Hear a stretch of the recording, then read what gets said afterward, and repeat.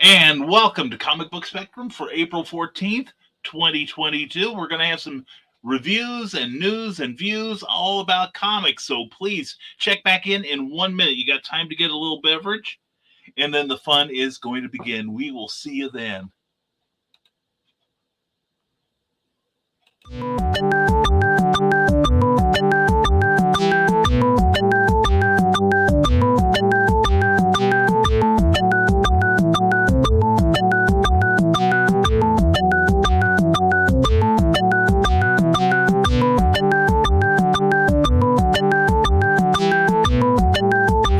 Seconds.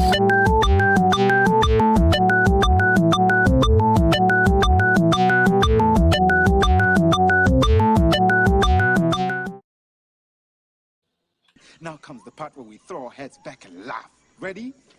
Ready!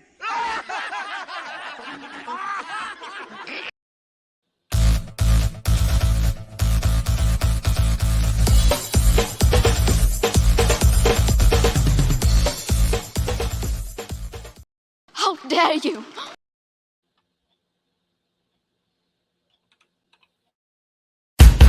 Welcome to Comic Book Spectrum, a Rising Tide Broadcast Network production.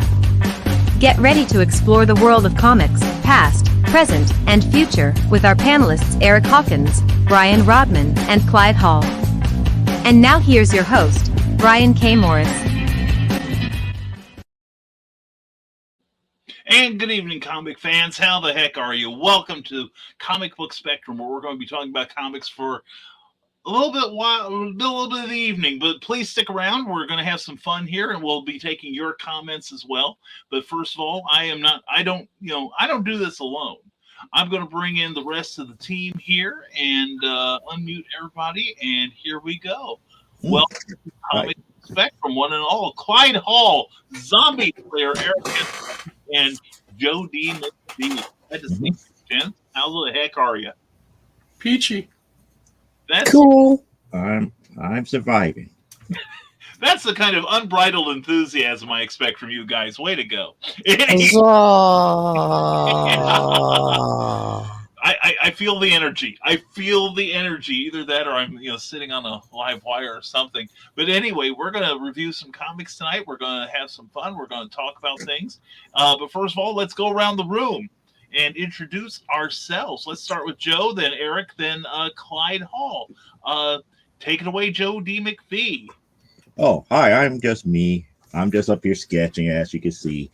I am the president of Exigency Studios, actually the host of hopefully one of your favorite shows from the Desk of the Small Press Publisher on Saturday evenings at 9 p.m. Central, which this week we're going to have, I believe, Rob Morteri, which I almost forgot that he was supposed to be on this week, but we got everything up and going, and he's looking forward to having conversations with me this week. In addition to that, I'm the writer, creator of Amazonia Primetime Saturday Night and the AWF series, of which I am sketching more stuff for Amazonia as we speak. Just ideas and stuff to that magnitude. And we got a Brian! I almost got here in time. Bedtime, but we'll save that comment for later. But that's who I am, and that's what we're going to do. And yes, thank you for the reminder. Please sign up for the pre-launch for Amazonia issue number 7, which is going to happen on Kickstarter here in May. We're playing on late May, so we're probably going to be around sometime around the 22nd of May. But we're 28 people following strong here, and we want to get that number up as big as possible for when we do launch. We trick out the Kickstarter algorithms where we could get a bump in advertisement here, just as we go along here. So if you could take a moment, cost you nothing, just to say, hey, notify me on launch, where you could check out everything that we're giving away and doing just for you to back our issue number 7 for Amazonia. Excellent. And people are going to have an opportunity to get the first 6 issues as well, aren't they? Right. You could get all 7 in one fell swoop. As of right now, I believe that tier is a $35 tier for all 7. That's cheap at twice. That's cheap at twice the price. Mm-hmm. Excellent, Joe. Excellent. Thank you very much. And now, speaking of Kickstarters, we got somebody who is kicking ass on on the Kickstarter thing, and that's our own very own Eric S. Hawkins. Eric, please introduce yourself and talk about your project.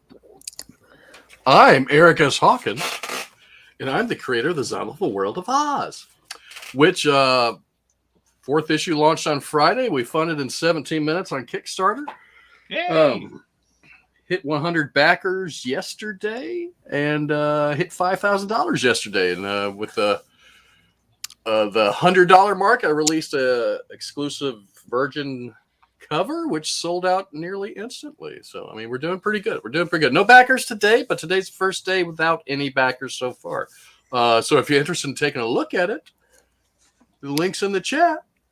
No, it's right there on the screen. Well, it's there on the screen too, but they just click in the chat. That's right. That's why we put that up there the way we did. And folks, I do want to see Eric get at least one more pledge tonight to make a liar out of him that he's not getting any today. And also, please check out Jody McFee's offering as well. And like we said on another episode, all it does is alert you to the launch of the campaign. It does not obligate you financially one way or another. So please check out Joe's project and definitely check out Eric's. Thank you, Eric, and congratulations on more than making your goal and then some. Hey, according to one of the websites, I'm tracking for $100,000. So, wow, yeah, $100,000, yeah. Holy cats! That makes some comics, yeah. I wish. Well, that's if I get $4,000 every day for the entire campaign. Okay, who wants to pledge $4,000 tonight? Okay, the link is in the chat. Please be generous. We can get 4 or 5 of you to do that. I did tell Jennifer. Yeah, I did the math. Yeah, if I make $250,000 on this campaign, I could quit my job for 1 year. 1 year. There you go, and you get 2. That tells you how much actually of the funding goes back into the comics and pledges. There you go. Yeah. They say nobody makes money in comics. I'm telling you. Thank you so much, Eric. And as part of the half that doesn't have a Kickstarter going on right now, at least to my knowledge, is the one, the only Clyde Hall. Clyde, please introduce yourself. Well, since he's not here, we're missing a fifth of our comic book spectrum refreshment tonight because Brian Rodman isn't feeling well, and he also has a Kickstarter. That's true. I believe it's in the sign up and I'll tell you more phase right now, but it's coming up there. There you go. Nebulizer 2, The Wheezing Continues is his Kickstarter. And so we'll mention that and also hope that he gets to feeling better.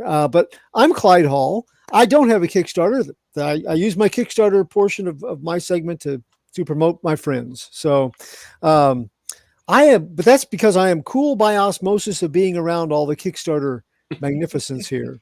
Hope reality. I'm not done yet, Joe. Thank you.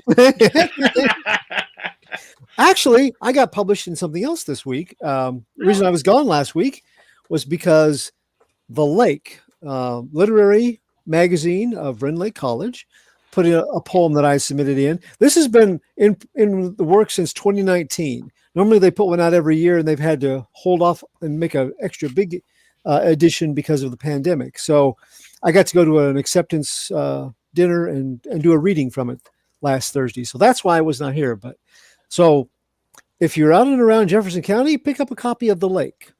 Pulp Reality from Stormgate Press. I am a contributing writer there, and we have Pulp Reality 1, 2, and 3 different volumes of new pulp genre fiction.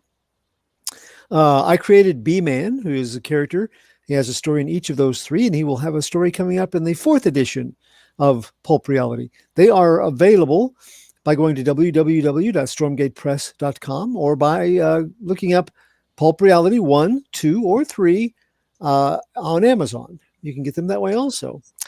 And I hang out doing comic book reviews here and other places, usually once a week. And then there's some that I do monthly on different sites, including comicsbookcase.com and doomrocket.com. So you can find me there as well. But on Thursday nights, normally, except for last week, I set aside my time to be here and bask in the goodness that is Comic Book Spectrum. Most excellent. Thank you so much, Clyde. Looking forward to your review later on tonight. And I am Brian K. Morris. I'm an independent publisher, freelance hybrid author, editor, award-winning playwright, Facebook famous YouTuber, and former mortician's assistant. I publish a lot of stuff on my own. Right now, I've got some new books coming out. So far, I'm in line to be in 7 publications this year. 3 of them are right here. They're available on Amazon. I'll tell you what the names are. It's Long Sock Zowie, Oof Boff Splat, and Biff Bam Eow. It's a series of loving critical essays about the various episodes involved in the 1960s Batman television series. And I have essays in 2 of them. And I'll be at Saluki Con this coming Saturday at the Southern Illinois University Student Center, where I will have these, and I will have a special deal on them. You can save $5 if you buy all 3. And I'm also up for an award. Snow Shorts, my short story Snow Ambition is up for the Pulp Factory Award for Best Short Story of 2021. Thank you. I'm just as astonished that I got nominated as any of you are. But anyway, we're cautiously optimistic. Looking forward to attending the ceremony. And, of course, I edit other stuff. Glenn, I'm way ahead of you there. You aren't the only nominee, are you? No. Okay. No, there's 2 other people. The others don't count. Exactly. Well, I had this worry that I'd be the only person in the category and I still wouldn't win. So that's just my lot in life. But anyway, we also have an interactive conversation show Monday, Wednesday, Friday at 10 a.m. Eastern, 9 a.m. Central called Never Mind the Furthermore, where you type it, I read it, we have a conversation. Tomorrow will be a 60-minute episode because I got to get to Saluki Con and set up. So that's what I am up to tomorrow. We'll talk more about it as the... I have a question for the panel except for Clyde. When Clyde told us what he did last week, which is great, did anyone else picture him sitting on a wooden stool in a smoking jacket with an ascot, reading his poem with a pipe? With a spotlight shining down on him. Or a turtleneck. Yeah. Ascot or a turtleneck. Yeah. That's the way I pictured it. I can see I him pictured rocking it a both. little bit different. I pictured it more like a William Shatner spoken word presentation. Rocket Man.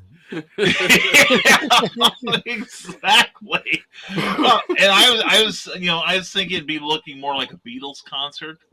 With him, he could just be moving his lips, and nobody'd be able to hear his words of wisdom for all this the girlish screaming going on in the front rows and people rushing the stage and everything. So that's how I kind of envisioned Clyde's. Well, let me fill in the blanks for what it was really like. We're all wrong. It was a small gathering. It was very nice because we still have some COVID bouncing around here, especially with school kids. I went ahead and had a mask, so that made the the pipe was it was very hard to manipulate through the mask. You just cut a hole in the mask and put the pipe in. Well, I thought about doing Alyssa that, Milano was going around bragging about her crocheted mask in the middle of the pandemic. Right. I think she also caught it too. So. The really awkward moment was when the lady that put it on and she had food there and everything kept insisting that we eat something, and I'm like, dude, it's just going to be a mess. This is no, you'll have to take it home with you then. But in front of a small group, stood up. It's a wonderful little lodge which has no acoustics. So I mean, it's like planking, and the acoustics are not great. So it was projection through the mask for a little bit, and I finally, up there away from everybody, I lowered it because it was hard to hear. But got laughs, which always good to get a laugh, and I was trying to get laughs, especially when you're supposed to get a laugh. It's good to get a laugh. It's assuming you planned for them. But it was very nice, and it had been. And this is kind of cool. This is kind of weird too, but that was selected in 2019 to be published. It was not, and so because they ended up shutting down in 2020. They would have put it all together and printed it, but in the first part of the year, but they couldn't. So they put it aside and they added more to it. But that marked the first time I got something accepted, and everything else that's come along from Comic Book Spectrum to Comics Bookcase and Pulp Reality and all, it kind of started with that. It gave me the confidence. And it was part of a small writers group locally. And if there are any aspiring writers out there, it's great to have online friends. But I started off with friends, and I still have them, that are a part of a small fiction writing group and a book reading group. We read one book a month, and we share each other's work. And that's led to that, which led to me getting a hold of Brian K. Morris and going, hey, who do you know that needs a hack writer? I mean, an esteemed, wordsmith that, and so the rest of it, but that started it. That was kind of the first little nudge. So Cool. Yeah. That's awesome. Well, you needed somebody who had already wandered into the minefield of hackery himself. So somebody that had breadcrumbs that he would be willing to throw at me, and just, yeah. Exactly. Well, Yep, I'm glad. Any crumbs I got are yours, pal. So, no, but congratulations on the publication. Seriously, that is quite the honor, man. That is great. And speaking of great, we have some comments. First in the gate is Ted Davies Artistry. Hello, superheroes. Hello, Ted. How are you doing? Great show this morning on Rising Tide Broadcast Network with Glenn B. Fleming, and it was a lot of fun to watch. And it was a good show until he was showing off that Werewolf by Night. Yeah, I saw that. Well, I think he's trying to compensate because he missed out on that slapped shadow to Ryan Permison. So I think it's some sort of revenge thing. But anyway, somebody from the Rising Tide says hello. It's good to see Ted. And don't forget, Amazonia is looking for people to sign up for their advance notice thing. Please sign up tonight if you would. We're still sketching. Oh, and he's busy at work. He is multitasking, mostly by ignoring us. And don't forget also the Nebulizer issue 2 will be available in about a month. Joe's will be ish. A week and a half, I think. I think it was the 22nd or 28th, something like that. Yeah. Oh, I thought it was going to be 2 weeks after Joe's. Well, anyway, after you pledge for Joe's, well, actually, you pledge for Eric's first, then you pledge for Joe's, and then you can also sign up to be notified for Brian's as well. And please do so, because poor little guy is he's doing he's taking this nebulizer research way too far. Yeah, he's doing that research again. Yeah, or so he tells us. Yeah, that's what I kept saying about dino porn too. But anyway, we also want to check out the Zombie for World of Oz, which is active right now. It has made its goal, so you will be getting them. It's an active campaign, and it's going to be another amazing issue. Plus, you can get the trade paperback that will have issues 1, 2, and 3 in it with a little bit of corrections, right? Yeah, I'm gonna, like in the 4-page backup story you did, I'm gonna fix the lettering so it's a little easier to read. It's Dorothy in the mental institute, but it's like a diary. The lettering's like, whoa, I got blurry. Yeah. So it was like a diary, so it's like girls writing, and some people found it hard to read. So I'm gonna re-letter that, and I've got about, I don't know, a few crossbar eyes to fix. But it's going to be 120 pages total, I believe, if not more. There was 40 pages in issue 3, 44 in issue 2, and 20 in issue 1, and 40 pages in the upcoming issue 4. So it's a lot of pages for your money. But exactly. like tonight, later on, we're going to be doing on the other show I do, the Drawn and Quartered. We're going to be doing Oz tonight. And I've already offered to them, if they let me, I will be glad to put their artwork in the back of the trade as a not as fan work, but as Drawn Quartered fan edition or Ultimate Edition. We call ourselves the Ultimate Edition. Mike, I don't even think Mike has a show anymore. And I'll put their contact information for people to contact them for commissions and stuff. Very fair. Very neat. fair. Neat. That's awesome. I'm looking forward to the books coming in. That'll be great. And of course, we have Glenn B. Fleming going, Brian. Yes, I did that already. Yes, and you did it better. But anyway, he is here because somebody edited his book to perfection. And please get that. It is available on Indiegogo right now in demand, and it's worth your money, people. It deserves to be on your bookshelf. And just checking in before bed. When did you start going to bed, Glenn? And see you on the catch-up. Okay, Glenn, sleep well. And hope to talk to you soon. And like I said, Glenn's book and DVD about his visit to Jack Kirby's house is now in demand on Indiegogo. Check it out at that address. It's a great, great book and a super video that goes with it about Glenn B. Fleming's visit to the King of Comics home and bearding him in his lair, so to speak. So please check it out. It is a terrific book. It really is. And Brian almost got here in bedtime. And hello, Facebook user. Good to see you. Hope your night is going well. And we'll see you soon, Glenn. Have sweet dreams, okay? And Jennifer Hawkins says, and then I crushed him and said, no, we need insurance. You got to hit the 4,000 a day. Yeah. Yeah, so Glenn, so let me look. Yeah, did we get it? Nope. So much for my vaunted influence around the interwebs. So anyway, only 4,000 to go for today. That's right. Yeah, Eric has a quota. Otherwise, he's going to have to get to 8,000 tomorrow, and I will be away from the phone. But anyway, please check that out. It is worth the 4,000. But think of all that work you could get done in a year. Workout Dad says, let's see. It's good to see you. Yeah. Without I work. like having insurance and stuff. Well, isn't it like Cobra or something? You'd still have it for a while.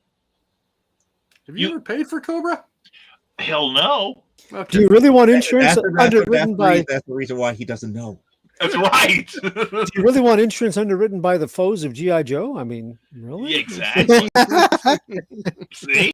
Now, and Yeah. Eric, the thing is, Eric, you want enough pledges coming in, you can pay somebody else to be sick for you. Oh, well, that would be nice. I can give them my diabetes.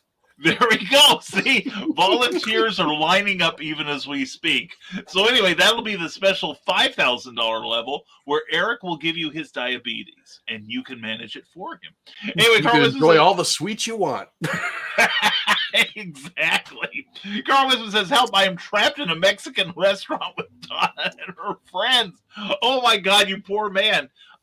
Tell him you have to go to the restroom and just make your way out the back. That's the try and true thing. But anyway, bon appetit, or as they say in Mexico, bon appetit.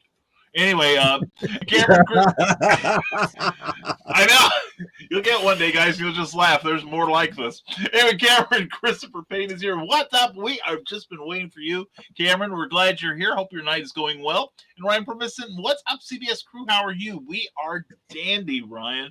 And I saw your review. Thank you very much for that earlier, sending it to me.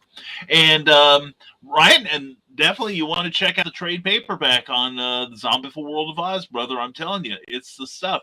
And only $4,000, and Eric will probably come to your house and deliver it to you, and from his hand directly to yours.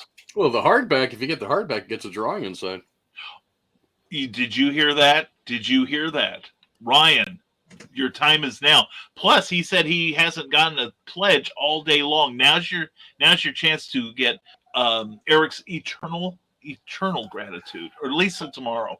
I will tell you, yesterday I went down in dollars, which I was happy for. Sure, really? Someone adjusted their pledge. Okay. They went for the all-in package, which got you all the variants, but they adjusted down to get the bust. Ooh. And they're the only person that's backed the bust, so I was happy.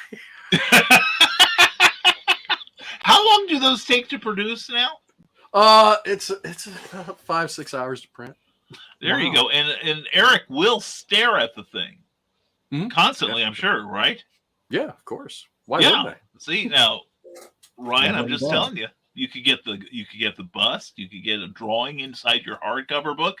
I'm telling you, Ryan, this is a golden opportunity, buddy. You never know, because Eric, this thing goes to the silver screen. Eric becomes too good to be here on Thursday nights. It's that's for sure.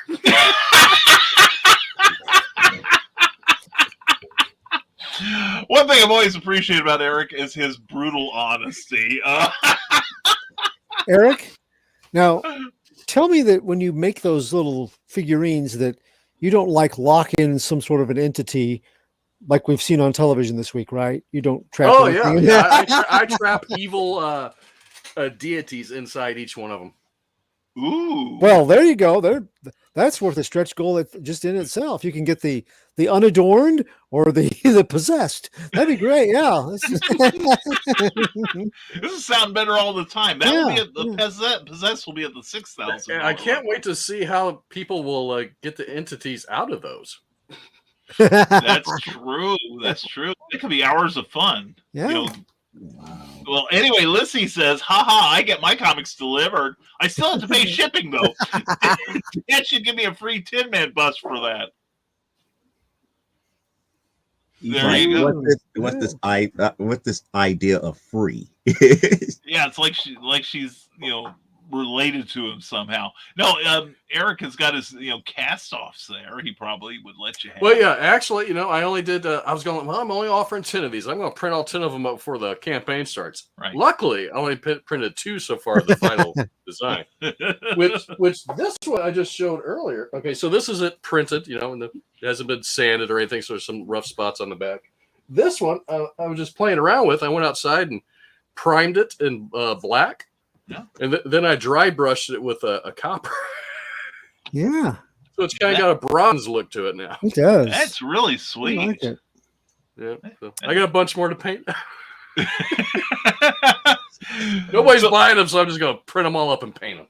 There we go. Or actually, everybody buy enough to get Eric to print more of them so that he can stare at that printer working all night long. Oh, I don't stare at it.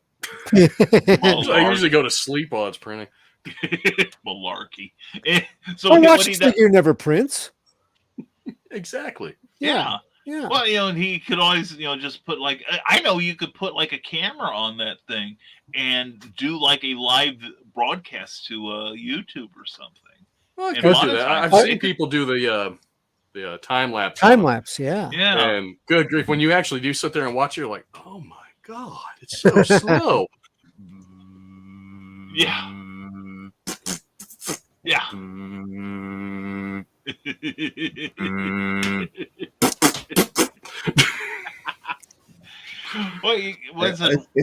It's so funny when it's a big piece. It's like,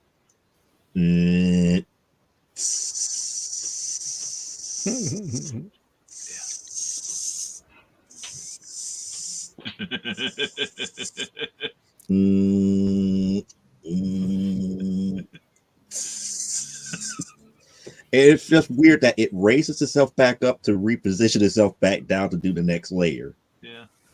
Yeah. 3D printing is not for people without patience. You're wanting something quick. Nah. It ain't happening. Not your old school Hewlett Packard laser printer. There you go. Nicholas Anthony Tockard, who has the Historical Fencing Guild on Friday nights at 8 p.m. Eastern, 7 p.m. Central. Check it out. It's a great show. I'm going to have to bug you for some advice, Eric. I have miniature designing dreams. Oh, cool. Yeah. Yeah, because in fact, he was talking. Nick was talking about this morning on Nerd Bacon on the Raging 2 channel, and he wants to make some little figures for his Big Stompy Robots game. I would eventually like to make a D&D style game for Zombie World of Oz.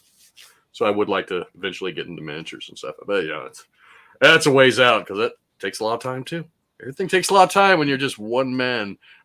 Yeah, one person writing the lore behind pro wrestling. That's right. Well, you can always get in the queue, Eric. While we got Nick from Star Trek. He might help, I guess. There we go. Since when has Q ever helped a situation? I'll tell That's you. Right. You're talking about somebody you don't want. Whenever he loses his powers, that's when he don't.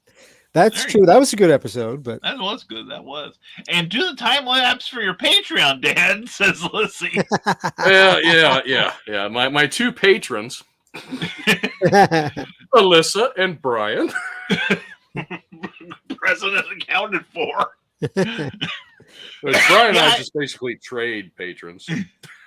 Yeah, that's Alyssa true. signed up for. It's like crap. I got to put some content out here or something. That's right. She gets more access to you than I do. You can ignore me if I start whining, but you got to do it for Lissy. Excuse me. So anyway, we have got stuff to review, and of course, what would an episode of Comic Book Spectrum be without the usual audience participation portion of our program? And there we go. Q helps every situation have more style. There we go. Yeah. Flames look good with everything. Anyway, Joe, we're going to give you the spotlight here. What are we choosing for you to review tonight, good sir? Welcome to Comic Book Phone. Please choose from the following options. For Lady Mechanica, issue number 3 from the Monster of the Ministry of Hell, please select 1. If you want Ant number 3 featuring Spawn, please press 2 or select 2. I'm thinking press. I'm thinking somebody's on the phone. If you want the full story of War for Earth 3, press 3. Ding, ding, ding, ding, ding, ding, ding, ding. Yeah, that's the one I want right there. Right there. That's it. That's it. Or if you want G.I. Joe, A Real American Hero, Saturday Morning Adventures, issue number 2, please select 4.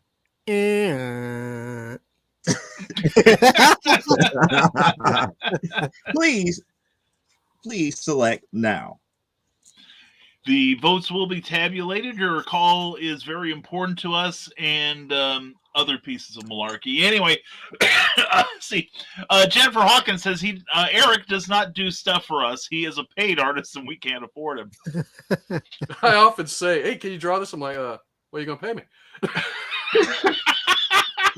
These are my page rates, so I mean, yeah, that's true. Yeah, I'm sorry, Jennifer, but Eric only works for free for one guy. Okay, because he knows one, if he waits for payment, it's I haven't done that in a while either. No, you haven't, but he finds work for you. He finds work for you. So there you go. I'm hoping that makes up for it. And Nick Tucker says, love all manner of steampunk Lady Mechanica. So I think that's a number 1 there. That's the one, yep. Yep. And Lissy says, go Joe! I guess that's a 4. That's a 4. In fact, she's voted twice. And G.I. Joe from Jennifer Hawkins.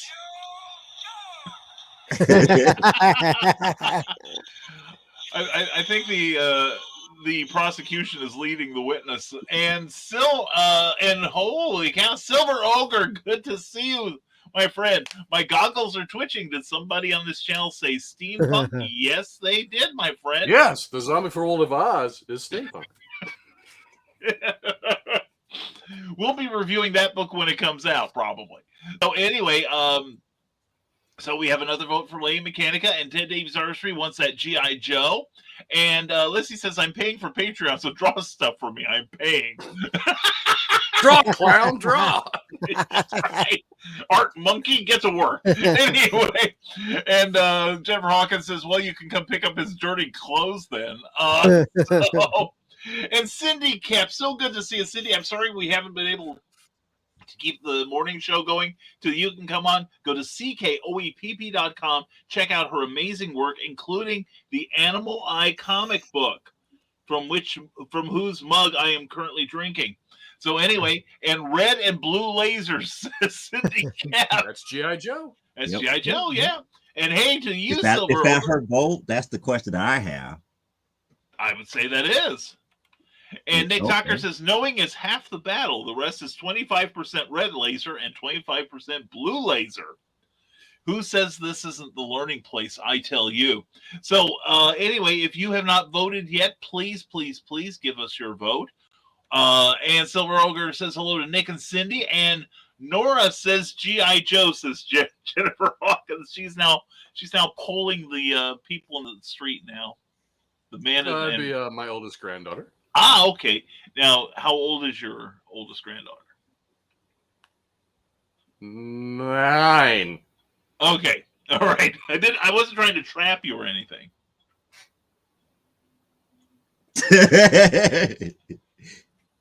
I don't hear them yelling at me, so I must got it right. You got it right, or at least you're close enough. So anyway, Cindy Cap says, I've been so buried under the day job, I haven't even been able to lurk. Well, sweetheart, know that you were missed, okay? We love you. Now, tomorrow I'm going to be only on for an hour, so you may get the morning to yourself again. But anyway, we're not going to say who has the lead right now, but if you've got an abacus, you could probably figure it out. Yeah, that's what I was thinking too, Eric. And Joe put in a vote for Earth 3. Okay. Yeah, and and Lissy says, shame on you not knowing how old she is. She is 9 and a half. See? There we go. What? Oh, yeah, her half birthday was just last month. Well, there you go. Or coming up. That can't be right. It's got to be coming is that up. equivalent to a unbirthday? Yeah. Well, speaking of unbirthdays. Yeah. There we go. There we go. And shame on you, all of you. She is 9 and a half. And how am I supposed to know that? I have to, when I think of my own age, I have to stop and do the math. There's okay? 5 kids. There's going to be 10 grandkids by the end of the year, I think. Yeah. And I can't keep track of all those ages. That's a lot of people, Eric. I'm doing good to keep track of mine. Yeah. I've forgotten my own birthday 3 times. So, yeah. I get it. So while Joe is sketching and tabulating your immense amount of votage, let's go to Zombie Slayer, Eric Hawkins. Eric, what are you reviewing for us tonight? Well, first I want to make sure, Clyde, this is not what you're reviewing, right? No. Cool. So I hadn't read it yet when Clyde asked me if I had read it, so I read it. So that's what I am going to review. Oh, cool. But for those fans of Daisy, number 5 is out. Yes. Yeah. I haven't read it yet either. This one I'm looking forward to. Do you want Yes. reviewing it? Yes. Or you want me to finish off the series? You finish off the series. Okay. Yep. So yeah, this one, A Town Called Terror. I mean, the cover just drew me in. Isn't that something? That's sharp. Yeah, the art is good. It's had one little problem. I did a review of that for Comics Bookcase this week, and one little thing, but overall, it's really stylistic. It's very cool. Very, very good horror vibes off of it. Ooh, nice. That's what I like. Excellent. And this one, I probably won't even read it. I bought it to draw on because I don't see sketch covers that often anymore as King Spawn. Huh. I like drawing on them. But I did pick up Alice Ever After from Boom Studio because it's kind of relates to my stuff I do. So it is created by Dan Panosian, which he did X-Men stuff back in the 90s, right? Right. Mhm. Yeah. So it's written by Dan. It's illustrated by Giorgio Spalletta, and Dan did some illustration too. Interesting. Colored by Fabiano Mascola and lettered by Jeff Eckelberry. I'm your Eckelberry. I was thinking. Now here's a good thing. If you guys haven't been buying Boom Studio books, they have a weird feel to them, almost like suede. Maybe it's human flesh. But there's no ads until you get to the back of the book. Yep. Nice. They put them all in the back. So if you don't want to look at them, you don't have to. If DC would do that, Joe would never have to see another Batman ad in his life. Yes. So this, it's a very interesting premise. I didn't even know what it was about until Clyde told me he read it, and he seemed to like it. And I'm going to say I like it too. Alice is no longer a girl, just like my Dorothy. She's kind of grown up, but Alice here has some issues my Dorothy does not have. Yep. Uh-oh.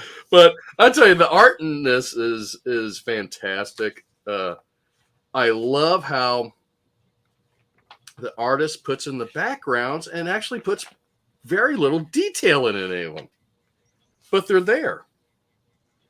And there's not a lot of stuff. I mean, it's a lot of shapes and colors and very minimalistic lines to show the backgrounds, which is pretty cool.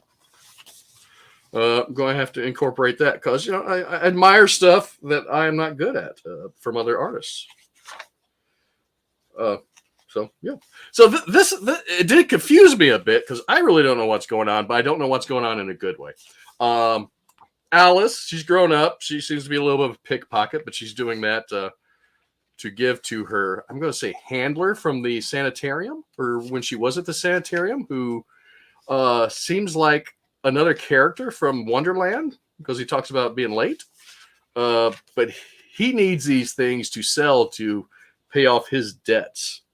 And he is basically, I guess he was a janitor or something. I believe it says in here, but then she runs into an old friend because he came in and kept her from getting pinched for stealing stuff at the shop she was in. But you find out she's got a little bit of a drug addiction. And she gets him from this, what was his name again? Morton. Yeah, Morton. The interesting thing, a lot of the book is narrated by her two cats. Yeah. I don't know how you're going to be because I was trying, is that the Cheshire cat? But no, in all the captions up here, you see a little cat's head. In the middle one, I was like, that cat looks a little different. And there's two cats. She has two cats in her house. So it's not the Cheshire cat. I thought it was. I was like, darn. And there is no Cheshire cat in this unless I missed it. Not yet, but there were some characters that kind of showed up at the end. That yes. Oh, but yeah. she lives with her dad and her sisters. Who, if I didn't know any better, it's almost like she's they're the evil stepsisters. If I believe they're her sisters. One of them's real evil. We'll say one of them's real evil. Doesn't like her, and then she's just always getting into trouble. And when she wants to take a trip to Wonderland, she just dopes up. Mm-hmm. and she goes to Wonderland. There's all your familiar characters in Wonderland, which are drawn so good. I love them. I mean, even she's got a different demeanor about her over here too. The look is a little different, the hairstyle and all that stuff. I mean, it looks completely different from what she looks in the rest of the book. But it's her unbirthday, of course, and they all give her little rabbits, which was the exact same thing she tried to steal from the shop owner earlier in the day. And this book is interesting. Like I said, I don't know what's going on because I'm feeling she needs the drugs to get to Wonderland. So maybe Wonderland's not real. I don't know. So I want to know. So I am definitely going to pick this book up again.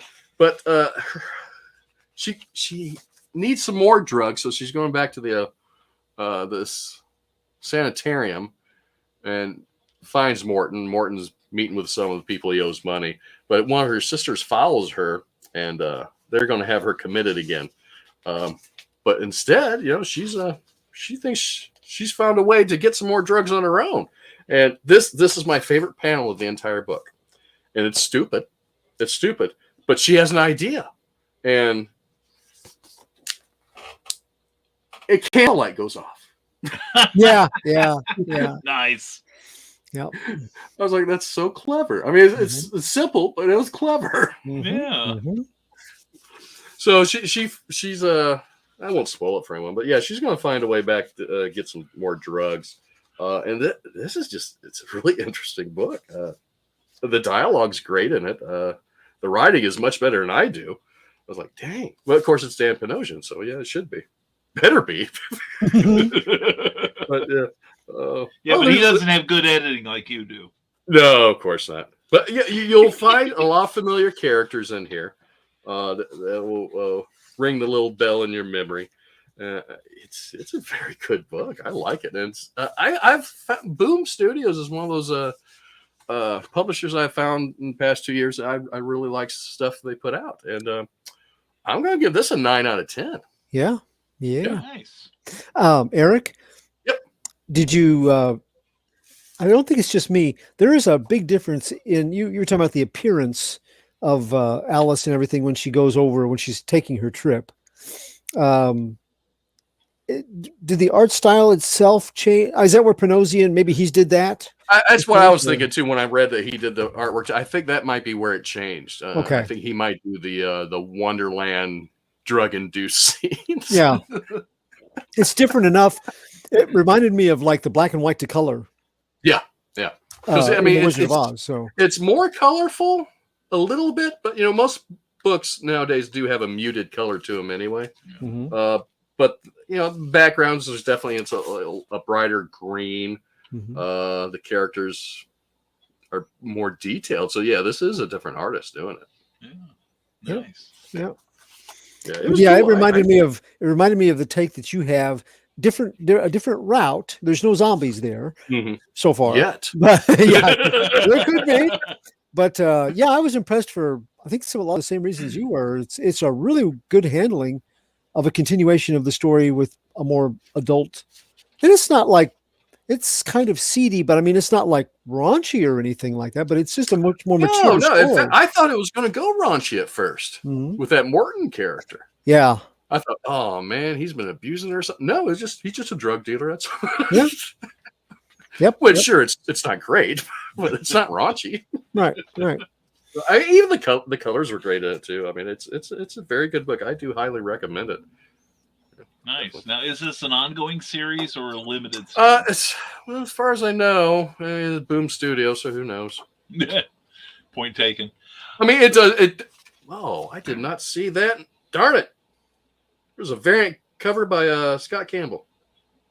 Oh, yeah, nice. I didn't see it at my shop. Darn. Oh well. But it is to be continued. So on the last page, there's a very interesting character shows up, and which makes me even wonder more if there is actually a Wonderland. Well, it's at least gonna go 2 issues, but I think it's probably a limited series. That's what everybody does nowadays. So. That's true. Just curious. Let's see here. We continuing the abuse for being a forgetful grandfather. She watches faithfully. Your granddaughter does. She even said hi, Carl, when she came in to watch. And she shouldn't feel bad. He's always struggled to remember my birthday, says Lissy. So see, it's in February. I know when it is. There we go. See, he's on the ball. That's why he make sure you're signed up for Facebook so he'll get reminded when your birthday is. That's what I do. And Donna Carleen, mwah, glad to see you here. Hope dinner was wonderful. And Carl Witzman says I escaped. And about the book, Nick Tucker says sounds chipper, and he's probably wondering about his reality right now because he goes, Eric did hate something. Have I not liked anything since Monkey Meat? No, you've been pretty positive so far. yeah. Well, you're muted, buddy. Yeah, hold on a second here. You have muted yourself, Joe. You're muted.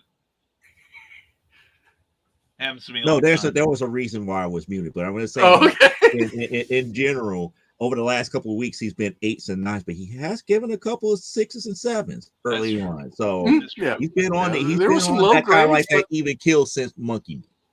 I don't think I've hated anything since Monkey Meat. Let's see. Alice Ever After is 5 issues. It's 5 issues. Okay, thank you. Series. Okay. All right, Little Monsters. First issue is good. I haven't read the second issue yet. Moon Knight, I love. This is a great book too. I can't wait to get mine. I have not read this yet, but I really do enjoy the art in it. These are just some books I picked up the last 2 weeks. So yeah, I mean, I don't see anything I'm not gonna like. I'm trying to stay away from weird stuff. That's for sure. And yet here he is. There have been some books I picked up. I'll get this. Nope, put it right back. There have been some I wish I had done that. Book. Clyde liked a book that I didn't like. I threw it across the room. Which one was that? That was a couple weeks ago. It was the book where that guy showed up in his underwear to the crime scene at the very beginning. I like the dialogue. Slumber. Yeah, I did throw that one. Yeah. Oh, well, the next week is another story, maybe. And Leslie says, I love when comics use different artists for a different section of a story. Yeah. That's a good way to do it. Yeah, definitely. It is. It really is. And Carl Wisman says, your granddaughter is sweet. Yes, she is. They're all sweet, not just her. There we go. Wait, she's the only one listening. Yeah, she's really sweet though. Good move there. Good move. And so with that, thank you, Eric. Appreciate it. You're welcome. Thank you. And Joe is getting ready. I can feel him tensing up. He's ready to, he's like a coiled spring, ready to reveal who won. Now you've got like a few seconds, guys and gals, if you want to make a last second vote or switch your vote. Now's the time. We're going to give this 1 more minute. So Do do do do do do do do do do. By the way, Moon Knight was great again this week. the comic or the show? The TV show. Yeah, everybody I see online seems to be loving that show. So It was for the midway point. I kind of wish that they would do like 8 episodes a season instead of 6, I do too. Yeah. because it feels a little rushed. And I think we were talking about this before the show about how there are some things. It's like, well, these characters are smarter than this, but they're going to do something a little dumb or short shrifted because There's no She-Hulk this week, Carl. because we gotta go. he's voting for it anyway. Don't stand in the way of democracy here. All right. And Cindy Kemp says, "Go Joe!" and throws on the wig and becomes Nick Tucker throws on a wig to become Lady Mechanica. We got a little gender bending going on here. And the show is awesome. Thank you, Cameron. Thank you. Yes. Oh, I know you meant Moon Knight, I'm sure. I think I found a book next week that sounds kind of iffy. Yeah. It's by Image, so Okay. it's The Secret History of War on Weed. Ooh. Huh. Ooh. That could be interesting. Oh, we have one more person who has not voted here. Okay, he missed Carl all Weston the says, "I choices." missed all the choices while at the Loud Restaurant." Okay. Number 1 was Lady Mechanica, issue number 3. Yeah, that's right. Mhm. And then you have for option number 2, Ant number 3, featuring Spawn. Issue the third selection was War for Earth 3, the full run, because it was only 2 issues long. And option 4 was G.I. Joe, a Real American Hero, Saturday Morning Adventures number 2. Yo, Joe! And Nick Tucker says, "Leaning behind the crowd, vote for Lady Mechanica." He's trying to take over the crowd's minds here. And Cameron Christopher Payne says, you're all pretty awesome. So are you, my friend. Thank you for being here. I appreciate it. And Carl is voting for 1 Lady Mechanica. And Donna is voting for number 3. 3, okay. Okay. So with that, I think we can close the polls. And Joe. those votes didn't help who actually won. Okay. It really did it. It was almost a landslide. Oh, really? Yes, it was a landslide. For who? Sorry, I'm reading the comments ahead. Yeah, well, stay in the moment. Stay in the moment. Anyway, no, Channel Z Megalyn Jr. and Transylvania 6500, Lady Mechanica. Well, don't worry. This is the comic you're looking for, Nick. Anyway, and Carl Witzman says, "Dang it, Nick's Jedi mind trick worked." And Joe Nolan is here. Joe, haven't talked to you in ages. Mwah, I love you. Joe Nolan's an old friend of mine, and always youthful though, and we love her. Hope to see you on the road this year, Joe. You're amazing. She is wonderful. So anyway, the moment has come. Jody McFee, please announce who has won this week. Okay, go ahead and give me the full screen here. Okay, hold on a second. We have one more vote for Joe. Thank you, Joe. And hello, darling. Hello, darling. And absolutely. All right. Pardon me while Joe and I flirt here. Anyway, we're going to give you the full screen here. Joe, who won the polls? Yay! Yay! Hearty applause. Hearty applause. Now, for those who have missed the first issue here, let me try to do this in my best narrator's voice from G.I. Joe. Okay. Previously in G.I. Joe, Cobra Commander came across Aladdin's lamp. inside of it. There was a genie, and that genie granted him 3 wishes, of which Cobra Commander put in awesome thought and used one of those said wishes. And that said wish is to create pretty much an unstoppable bat. However, G.I. Joe was able to find a weak point in said bat, and Destro, with his awesome technology, figured out a way to improve said bat and now unleash havoc across the world. Which brings us to issue number 2 of G.I. Joe Saturday Morning Adventures. Now, G.I. Joe Saturday Morning Adventures this issue is written by Eric Burnham, artist by Dan Shonen, and the colorist is Luis Antonio Delgado, not related to the Delgado that we know as Shipwreck. Not related to him. But let's get into our episode here. We start out with Cobra Commander showing all the different strike points that they're going after. And he's like, yes, I have reached, with my Mega Bats, I have reached, the terror and discord of everything of Cobra. However, Destro has some reservations about everything, and bearing this, voice her concern. It's like, how can we lose? We got the Mega Bats. We did all the necessary procedures. Let's go ahead and take over the world. Matter of fact, let me do one other thing. So Cobra Commander sets out to do his second wish, and he summons the genie. And for his second wish, he wants to upgrade all of his weaponry for his most loyal soldiers, and upgrade them so they can't harm me. and the genie says, granted, as you said, exactly as you said. And then, well, we haven't got that far yet, computer. Wait. So Destro and the bear is just like, what do you mean most loyal soldiers? It's like, oh well, it's all relative, it's all relative, Baroness, as far as loyalty is concerned. Now we could go into,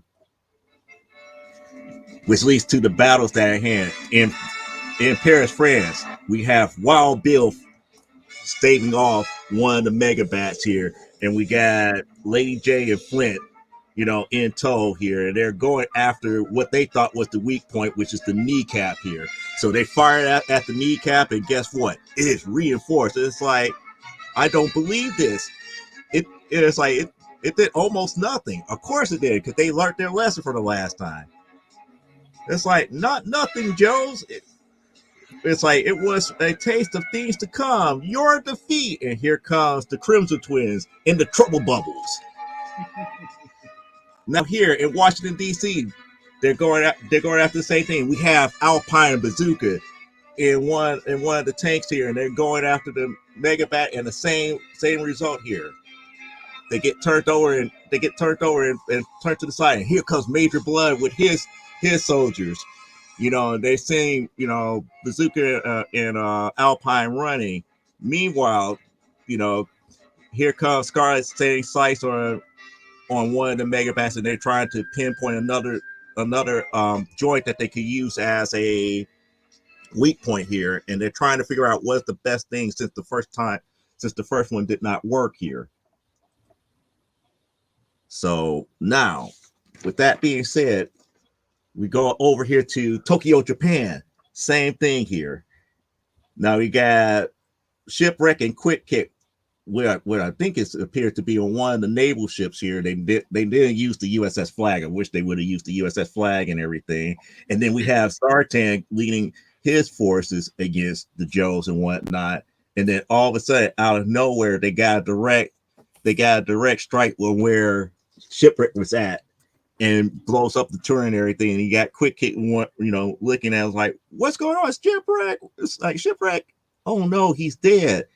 And then you got Cobra Commander looking in, yes, he perished, and this, that, and the other. And then here comes Shipwreck walking out. It's like, he's alive? How? And that's when the genie let him know let him know exactly why he survived. It was based upon his wish. The simple fact that he said that it is the most powerful weaponry for his most loyal soldiers, but because he said that cannot harm him, means that it cannot harm anybody else. Because if it can harm him, if it can harm somebody else, it could also harm him. He did not specify to that level of what he meant by that weaponry.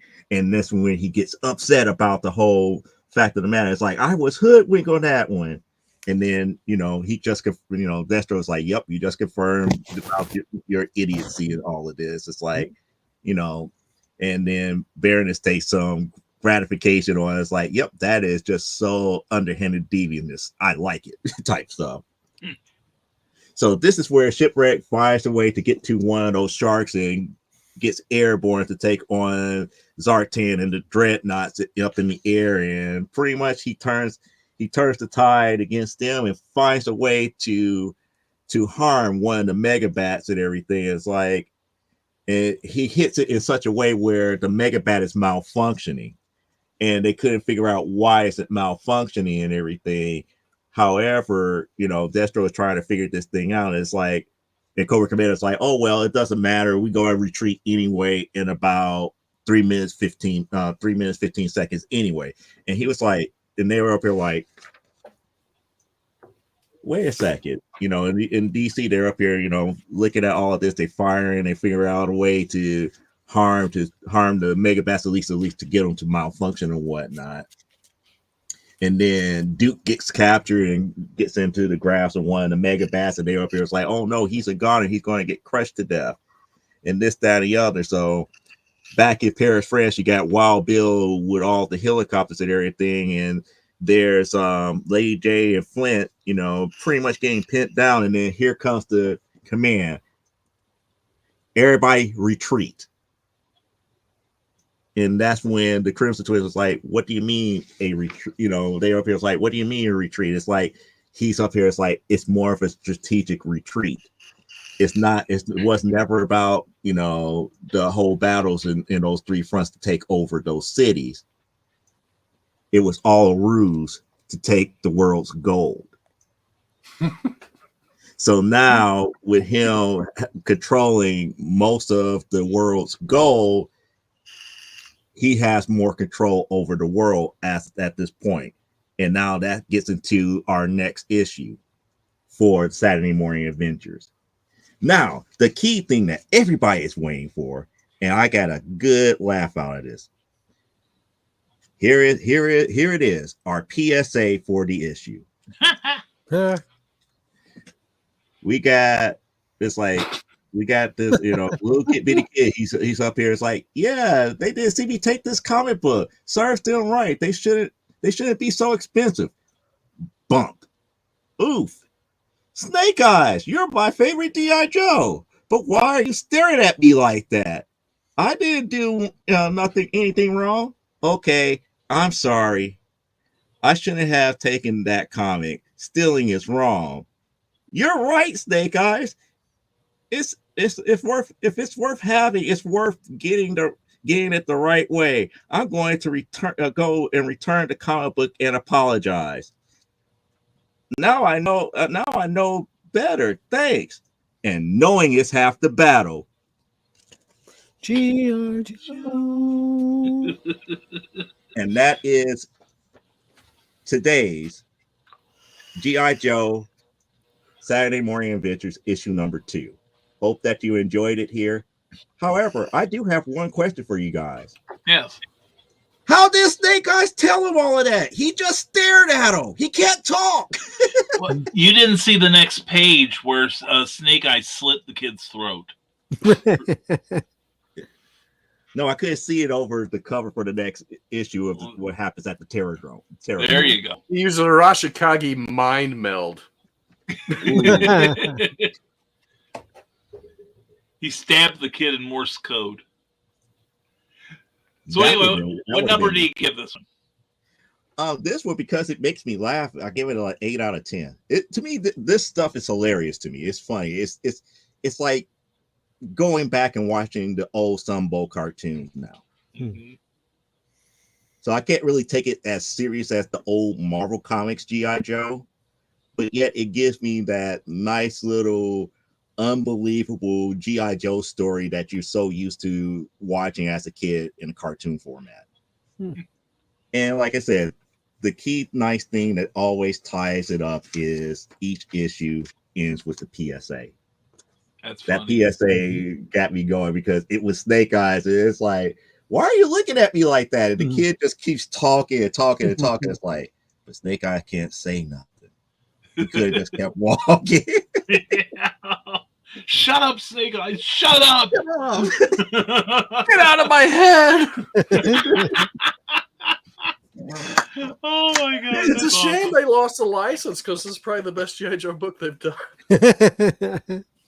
No, I did notice something that they redeemed themselves from the issue 1. They had Bazooka and Alpine together because they didn't have them together in the first issue.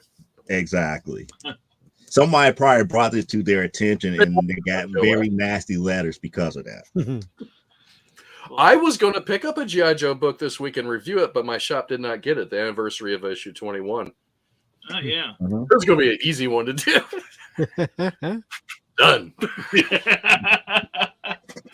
Yeah, and I saw it was going to be a silent issue, and I'm like, nah, it's been done before. Probably But that's what the anniversary book is about. They redid that silent book that they did in G.I. Joe. Yeah, multiple artists worked on it. Yeah. Multiple artists, It's and the they same- redid it, and they still just did redid the it. original one too. So it was like you could compare both of them at the same time. Okay. Interesting. Well, thank you, Joe. Thank you very much. And we have comments here. Nick Tucker goes, foiled again. Retreat. Next week's another week, Nick. Don't give up. And Cameron Christopher Payne says, it looks awesome. And Cindy reminds us that genies are tricky. And Nick Tucker says, Snake Eyes looks in a very distinctive tone of voice. Lissy adds, that kid felt guilty as heck because she's used that look on the girls. Girl Wisdom says, I've used that same blank stare with clients and salespeople. Makes them spill the beans every time. Shows that he knew it was wrong, no matter how he justified it. There, see, you've all learned that thievery is wrong here. You know, go forth and be awesome. And I know Joe noticed when he read the book, but Yeah. Tomax and Zaymot, when I saw the speech bubbles, each one had their separate bubble, then they had the together bubble when they finished the sentence. That was cool.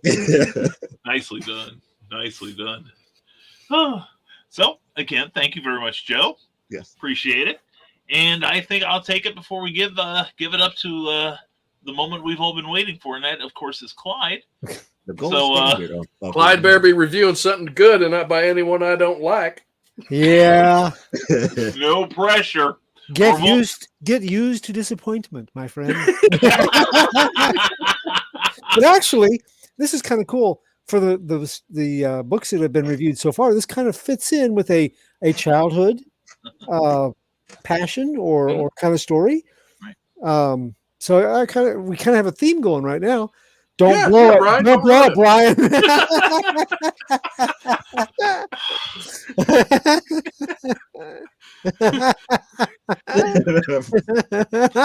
Okay. And this week in Superman. Wait a minute now. Look at this pile here. What makes you think that I got a Superman? Eric, I resent that very highly, So anyway, most of this, okay, that leads, then I will fit the theme. Just wait. But first you gotta get the, and Carl says Brian feels the pressure. Oh my God. So much is banking on my next few words. Well, anyway, Doctor Who Monthly came in. This makes 2 issues in 2 months. We've only gotten, that's like the 3rd issue since the lockdown. Unfortunately, it doesn't have a comic book story in it, but I like the book anyway, so I just wanted to mention that. And then I got something that I will review, and just because you guys demanded it, we got Superman. Actually, this is an awesome issue. It's got some great humor in it. Lois goes into full mom mode, and Superman realizes that what? I love married the Ted wrong Davies. Oh God, yeah. This week on Krypton. Good one, Ted. Good one. And be sure to watch on the Rising Tide Broadcasting Network, Drinking with the Davies with Christine Davies. And be sure to watch Thursday morning show about comic books with Glenn B. Fleming and someone else. Anyway, this week in Krypton. And fortunately, you get the whole thing there. But anyway, no, this is another awesome issue, marvelously written. Like I said, we have a follow up to the would-be superhero blowing up. Mama Lois protects her little boy, and Clark has to explain he's come out to Mom. Plus, it's got a lot of humor, a lot of fast-paced action in it. I'm giving this a 10 out of 10 because, like Joe, I laughed out loud at some of this stuff. It was that good. Clyde, did you get it? No, I have not picked up my Superman yet this week. Oh, okay. It was hilarious. It really was. The dialogue is really wonderful. And then I got my personal favorite, which I know nobody reads but me. This is a parody of an old Chicago, the band Chicago, their album cover. Ah. And in this one, BA decides to go killer GM on the Knights, mostly to perk up his juices so that he will feel more like a regular GM again. There's also articles in here, cartoons, all kinds of great stuff. And they have a comic book review of Why the Last Man from Vertigo and how it relates to how you could incorporate it into a role-playing game, a tabletop role-playing game. I love this book so much. I'm giving it a 9 out of 10. Then we got Flashpoint Beyond, which is the 0 issue, a lead into the new Flashpoint mini series where DC is imitating Bullwinkle J. Moose and saying, "Okay, this time, what was it? This time for sure." I wanted to make sure it wasn't him or Rocket J. Squirrel. But anyway, and Ted Davies goes, "I picked up some Action Comics vintage real Superman comics this week. I gotta get back to you about that one, Ted. I haven't found my book yet. Anyway, I will get back to you. Anyway, Flashpoint is not bad. It's setting up for the mini-series. The artwork by Eduardo Rizzo is wonderful. It is fantastic. As knowing what it is, knowing what we're going in for, DC is trying to fix their continuity all over again. And this one revolves around Thomas Wayne trying to fix Flashpoint by himself with a rather darkly humorous thing happening. But anyway, I'm giving this one like an 8.5 out of 10. The art is beautiful. The story's setting up some good stuff. And then we got the 3rd issue from Vault Comics We Ride Titans. In this one, the kaiju the mecha from the last issue is dealt with, and we get more into the relationship between the young lady pilot and her father, plus the man who was supposed to be piloting the mecha. A lot of good stuff, a lot of emotion in this one. I'm giving this a 9.5 out of 10. Really good. I really enjoyed it. I'm really looking forward to the next issue. And I have 2 more to go. And I have had nothing but love for Batman 89 because it follows. This is if it followed the second Batman movie, and it's tightly plotted. The dialogue is crisp. There's twists and turns. This is a really well done comic book, and it had been delayed because of paper shortages, I believe. But this is the next to last issue. I'm really looking forward to the next issue, wrapping up all this stuff, and I hope they make a Batman 89 rather second series. This one's a 10 out of 10. Now, family, history, generations. Here we go. One of the seminal comic book parodies was done in Mad Magazine called Super Duper Man, which not only lampooned Superman, but also the ongoing battle with Fawcett Comics and Captain Marvel. And it was written and laid out by Harvey Kurtzman, beautifully illustrated by Wally Wood, and it's in this issue of Mad. Behind this beautiful, beautiful cover. And a nice insert for a variant cover. As Alfred E. Newman puts his powers to good use. It's at Mad number 4, May 1953. Take a look at that gorgeous Wally Wood artwork on the color there. And they also go to the trouble of reprinting it in full color. All right, with Clark Bent and Lois Payne. And see, for me, this was, one of the first comics I read that, they reprint. I read it in one of the old paperbacks of Mad. And this was just so funny. And you know what? It holds up to this day. And they print it in its entirety. It looks beautiful, along with a really nice thing, a more recent Mad parody where they make fun of the former vice president. Nicely done, plus some great art and stories in here by, like I said, Harvey Kurtzman, Wally Wood. Antonio Proas has a couple of original Spy versus Spy things. There are a few original pages in here, by the way. Duck Edwing, Arnie Kogan, George Woodbridge, and of course Harvey Kurtzman gives you hieroglyphics as a joke. Only Harvey Kurtzman would do that stuff. Plus Frank Jacobs, Joe Orlando, in one of his pre-DC editorial stints there. And of course, Sergio Aragonis. I cannot imagine publishing any issue without Sergio. And yes, Kerry Callan has a 2-page where Black Adam joins the Justice Society of America. And no, that wasn't them, which is part of the joke. Plus, who else here? But yeah, that's brand new. Terry Dodson. Here's the thing here with art by Sam Keith, Terry Dodson, John Cassaday, and Mike Mignola. You thought we were going to get through a whole episode without somebody mentioning Mignola, right? Well, this is not that one. And Kevin Nowlin, Chris Bacalo, Glenn Fabry, and Humberto Ramos on some modern stuff. Paul Coker, Dick DiBartolo. Is it true that every time someone mentions Mike Mignola, Rodman gets a set of bat wings? Yes, he does. Yes, it is true. And Mignola owes us a lot of money. That's all I gotta say.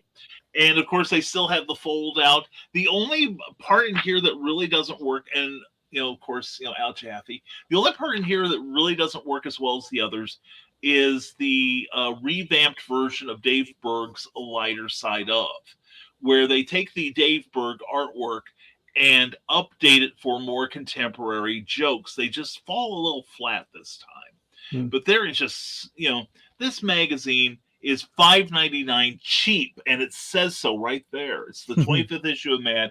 And I think just even ignoring the Dave Berg stuff, this is worth $6, and you will laugh out loud. Plus, you're going to get to read one of the classic Superman parodies, probably the best one ever in this magazine. Even with the Dave Berg thing, I'm giving this a 10. It's worth it. We need more stuff that makes you laugh.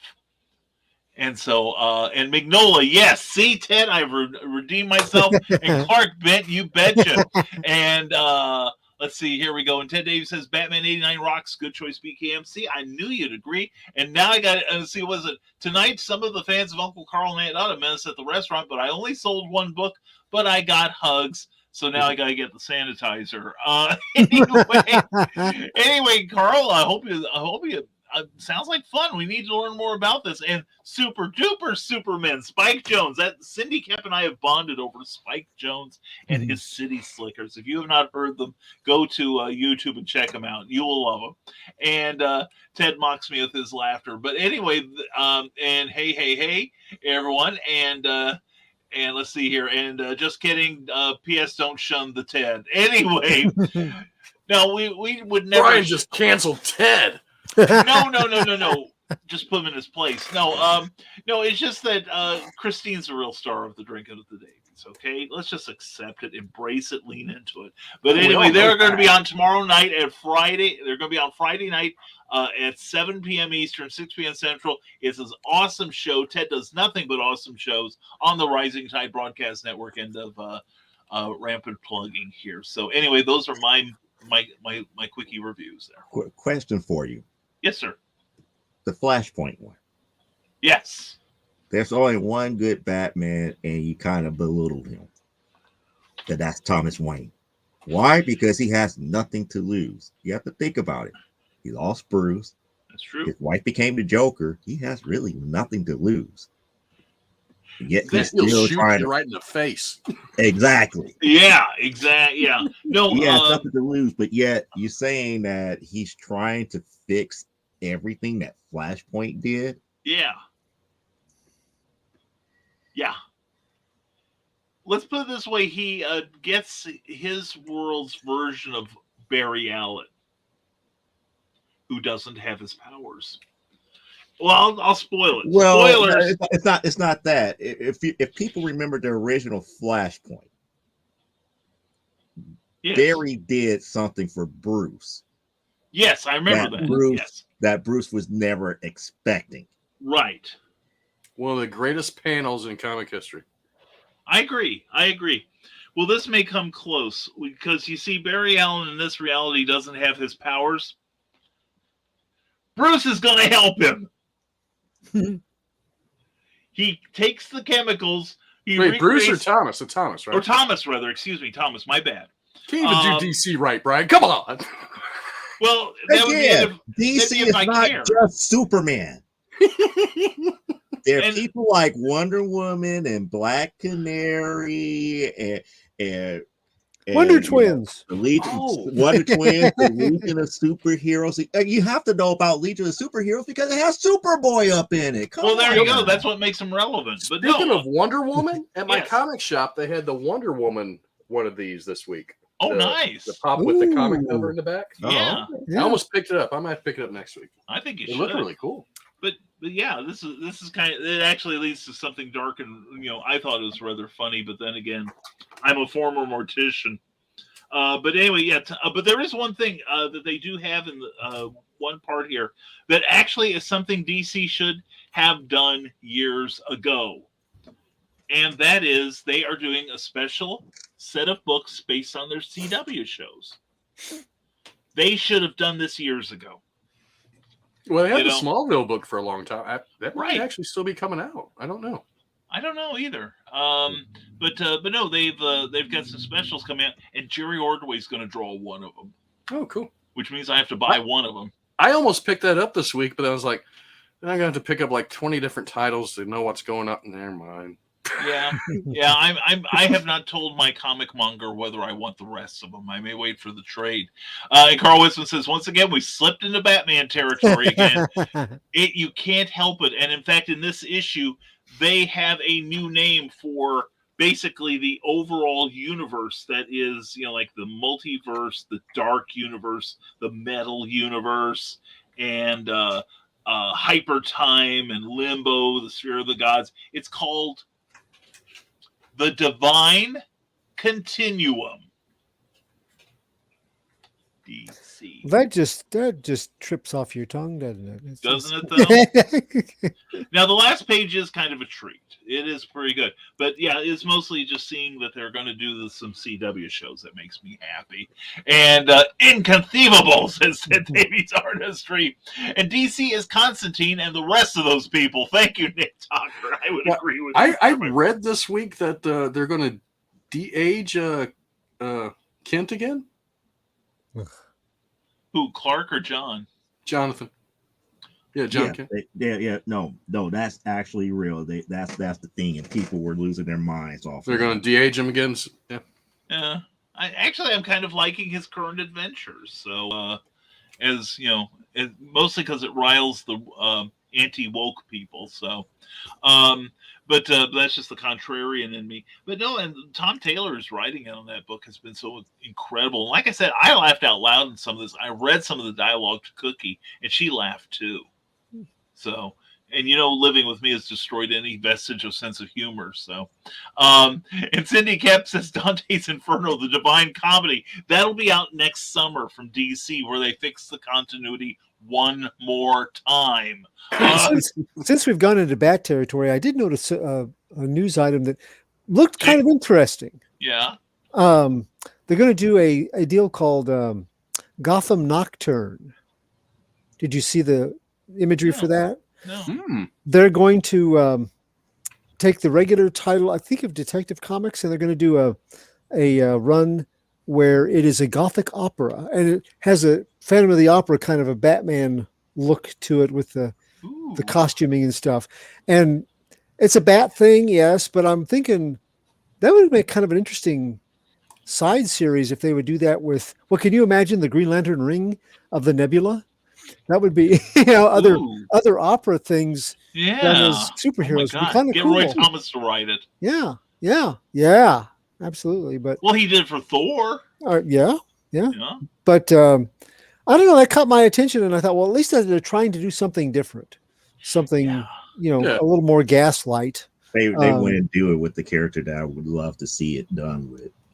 Well, if the Batman one works out, maybe they will. That's what I'm hoping for, is a side series like that. But I was hoping with Lobo. That would work with Lobo. Yeah. That could be fun. And why do I see like the old Warner Brothers cartoons where we all learned about opera from it? Oh, there you go. Yeah. Kill the Wabbit. It'd be like kill Spill the a Lobo. Spill a magic helmet? That's it. Yeah, that's it. Some bastard has my helmet. Almighty warrior of great fighting stock. Might I make to inquire? What's up, Doc? Yeah, that'd be cool. I would buy it. I'd buy the hell out of that thing. Now you're making me think about the parody books or the team up books that they did. I liked some of those. Some of those were great. The most underrated ones was Wonder Woman and the Tasmanian Devil. Yes, it was. That was so underrated. I thought it was like, oh, let me read this train wreck before I can understand what people are going to be talking about. And I read it. I was like, this is so underrated. This just fits. They figure out a way to make it fit and work. Yeah, just like I love the Batman one with Elmer Fudd, I think it was. Yes, and I thought that was the one I had the Marcy was classic. Yeah. Super Sons and Blue Falcon and Dynamite. Yeah. That was a very touching, cool story that came out of left field. You didn't expect it, but Damian Wayne, along with these cartoon type characters, they did a very realistic take on it, and that was like one of my favorite comics that year. Yeah, you're right, Nick. The Amalgam books were great too, because he's talking about Dr. Strange. Yes. Yeah, the odds of those coming back are very, very remote at this point. Yeah. Unfortunately, since Marvel has kind of a half interest in them, and DC and Marvel have not really. They've been at loggerheads for almost 20 years now. They're not speaking. Still. Yeah, it's not like until Disney ends up buying DC. Yeah. That's true. No, that'll be Elon Musk. He'll be getting it while he's on his way to buying Twitter. So, but anyway, I did find an interesting article, and Clyde, I have not forgotten you, but I'm going to be looking for it during Clyde's review. But the new corporate overlords of DC have just announced their plans for DC. I wondered if they'd done anything stupid this week. I didn't find it when I searched earlier, but what do you mean, Discovery Channel? Yeah, Discovery. That's gone through. Discovery now owns DC Comics, pretty much. Ooh, Shark Week DC. That's it, man. Okay. Yeah, and all of them now have we're going to know with what's this in anti-shark shark repellent repellent. spray. I'm sorry, Joe. Now we're going to know what's in bat shark repellent. Yeah. There we go. See, we're on the same page here. I'm telling you now. They can do anything they want as long as they do a Shark Week hosted by King Shark. That would be good. This is gold. I'm telling you, this is gold. Gold, Jerry. It's gold. There you go. We'll have Mike Rowe. Yeah. He'll be the new Batman and stuff, and Krypton facelift. Yeah, that's pretty much it. Good call. And yes, bat shark repellent. Don't leave home without it.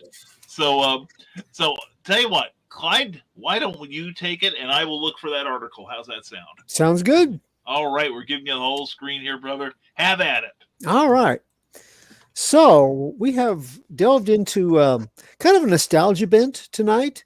Characters that we liked as kids, or in the case of the Mad magazine, that predates some of us. But I do remember reading that Superman, the Super Duperman parody, and the Stuperman parody that they did in Not Brand X comics a few years later when I was a kid. So we've kind of tapped into all these things, the G.I. Joe animated series that a lot of us followed when we were younger. So John B. Pica a couple of weeks ago dropped in, and he wanted to know if anybody had picked up Godzilla versus the Power Rangers. And I had overlooked it. I don't normally get the IDW the things that they license to do books on. So I think I just slipped over it if they listed it with them. But it's actually a combined effort of two different companies. And he really liked it. So I thought, I haven't done a book. I've been doing some pretty mature materials, and I haven't done any books that are more for younger people or with a nostalgic bent, or a clean book that, kids could read if they wanted to. So I thought I would try to do a review of it tonight. And I got the issue right after John told us about it, and I found it to be a fun read. It is not the best comic book that I've ever read as far as the story. The art is quite good, and it does have a lot of nostalgic elements that make it true to its source material. So Godzilla versus the Mighty Morphin Power Rangers, number 1 of 5. And you got to wonder why this has never come up before, because they've been doing Godzilla crossovers, and this one just seems very logical. It is because of the characters involved and the licensing and everything. It is a combined effort of IDW and Boom Studios. $3.99 cover price, so they didn't try to hijack us because it's some characters that have fan bases established. The writer is Colin Bunn. Colin, I'm out of here. Now, Colin Bunn, we've talked about him, and Eric and I both have read some of his stuff recently, and let's just say we were unimpressed. I don't know if he's throwable across the room unimpressive with these things, but they were certainly lacking.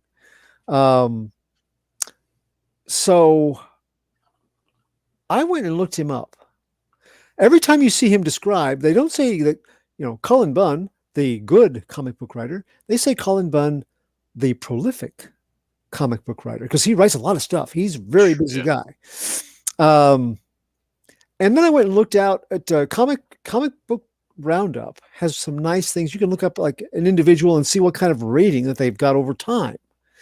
He's got 1,000 some volumes of comics out there, and he comes in about 7.7 in popularity.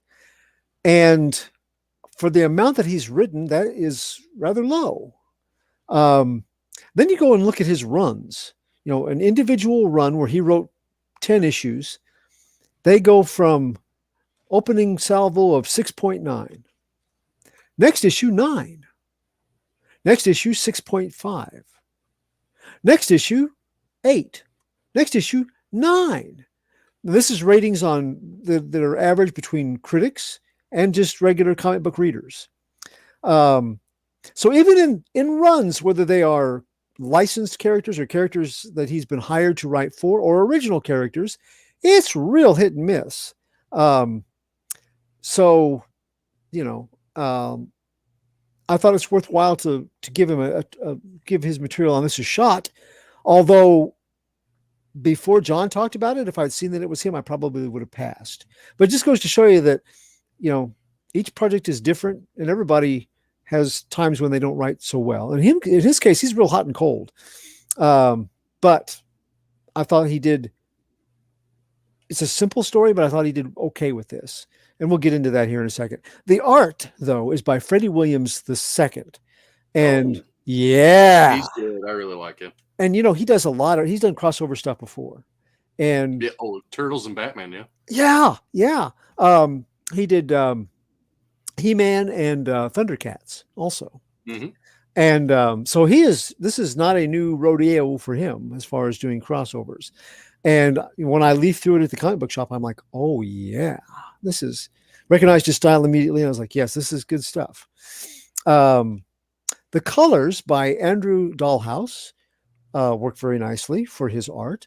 The letters are by Joanna Natali. And again, really good job on that. You can tell that I think that these are all fans of the source material to some degree or another, and it shows. It really does. Maturity level, I would say they don't rate it, but I would say it would be safe for 8+. But if you have children that are younger, you should look at it because it's got some blood, it's got some violence. Of course, it's Power Rangers, so you got a lot of kung fuing and martial combat and giant monsters. Godzilla is kind of scary looking in this. So if you have younger than 8, you might look at it before you let them get into it. Now, while I write for various sites, this is my own independent feature. It should not be considered representing the views of any of those other sites, including Comic Book Spectrum. I'll show you some of the artwork here. Again, Freddie Williams he's good. From the cover,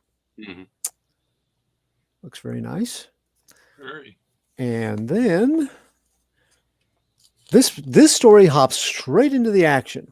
We got Tommy the Green Ranger just wailing on all of Rita Repulsa's crew there, interrupting their improv. And we get to see Rita casting a very dark spell.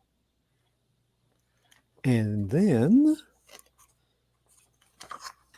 in just a little while, we are treated to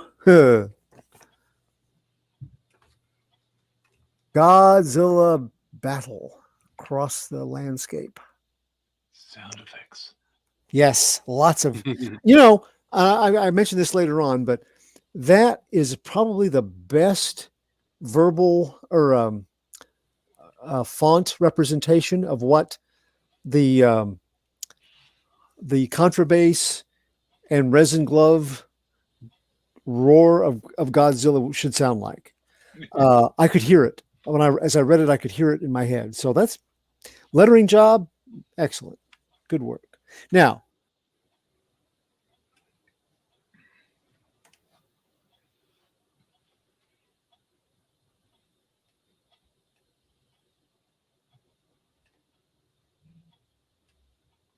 did Clyde freeze up? I'm here. Okay. Oh, okay. Yeah. Good. We get the Rangers and Zordon.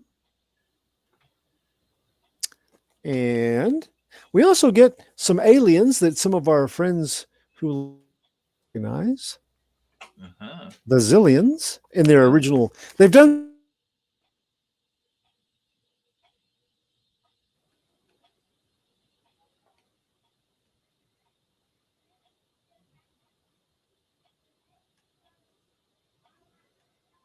We seem to be having technical difficulties here. Well, I hear him just fine. What are you talking about? Well, maybe it's just me then. I'm kidding. Okay. Well, I wouldn't doubt it. We've got. I couldn't resist. I know. How hard did you try? No, we have a windstorm coming through here, like 40-mile-an-hour winds. So it wouldn't surprise me if my stuff was messing up. Clyde, if you can hear me, I'm gonna take back the moment here. Unexpectedly, as everybody else like, what the. Anyway, and Facebook user, we know who this is. Keisha Acuff, mwah, glad to see you. And I did not boot him. I think he dropped out. So, and high winds in the area might have taken Clyde out. Yeah, if covering the whole state, Carl, he might have fallen prey to it. And I know the southern part of the state was getting some bad weather. We were supposed to get really bad stuff yesterday, but it didn't happen. Okay. Yeah. I mean, they were calling off schools and everything, and it just didn't happen. Well, I can see that too. Well, Clyde, if you can make it back here, we'll bring you back on. But otherwise, I found something, a couple articles in Variety this week that we mentioned the purchase of Warner Brothers by Discovery Inc.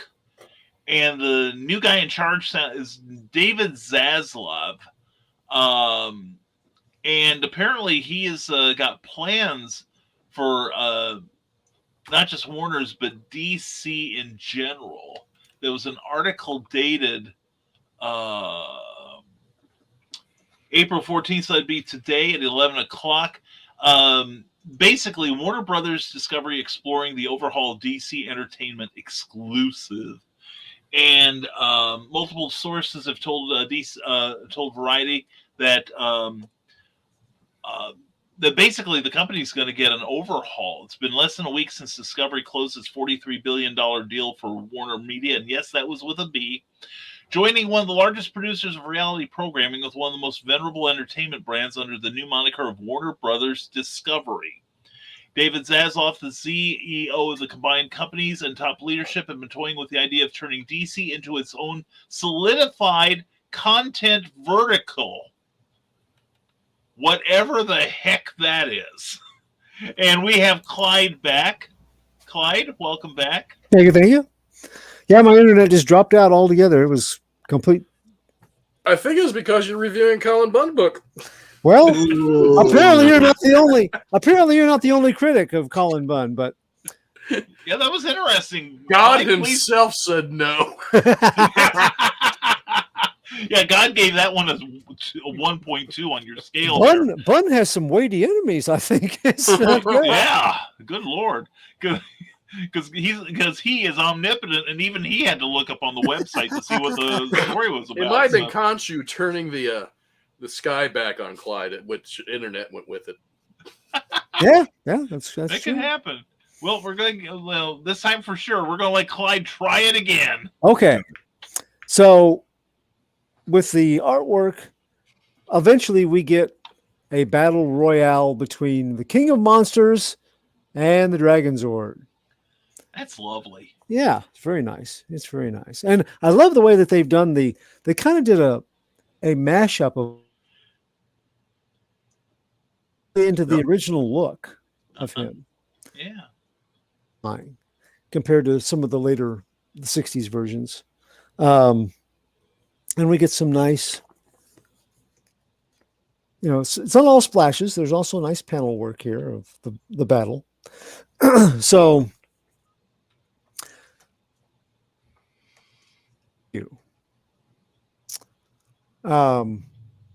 Mighty Morphin Power Rangers was my daughter's joy, a program with colorful characters, despicable villains, giant monsters, battling titanic mechs, some of which look like robot dinosaurs. And it sent her 4-year-old imagination into overdrive. Her excitement was contagious, and at the phase of movies and TV shows that they can stand on a continuous loop because kids will run it that way. This one was a lot of fun. So, Godzilla was a childhood TV presence for me in a lot the same way. It really wasn't until I saw one of the movies, that being Godzilla versus the Smog Monster in 1971, in a packed matinee theater, that I became a fan of the King of Monsters. Not because he was sized creatures with the excitement of wrestling.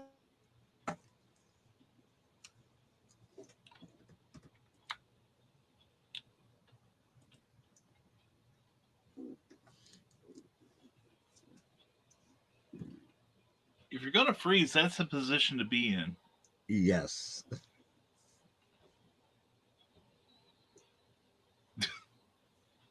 And we're waiting. Yes, we are. I know. I could start the article again. Actually, what I'm going to do right now is look up that term. Like, what in the heck is a solidified content vertical?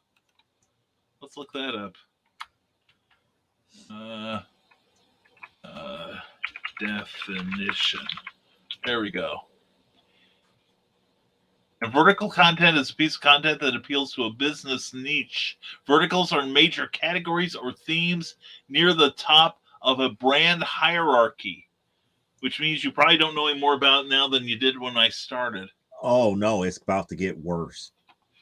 Yeah, You want to know probably. why I say it's about to get worse? Why is that? That means it's not going to change too much from where it is right now, because as of right now, since Batman is selling, it's probably going to be Batman centric until that next IP reaches that level, and then the branding flip flops. Probably. Well, I'm on another page. When Clyde returns, give me a shout, okay? Interrupt me. All right. But anyway, that's the wrong page there. Here we go. The move would potentially affect DC feature film development in the Warner Brothers Picture Group, streaming series at Warner Bros. Television, and the creative arm within DC proper, all in an effort to have the disparate elements more closely aligned in order to maximize the value of the superhero stable, often seen as punching up against Marvel. Let's see. Insiders say that Zaslav, the new owner, believes that the success of the merger, one that has left the company highly leveraged, will rest in no small part on unlocking the full potential of the DC Comics universe of characters. Discovery insiders believe that although DC has achieved cinematic success with recent films such as Aquaman and The Batman, it lacks a coherent creative and brand strategy.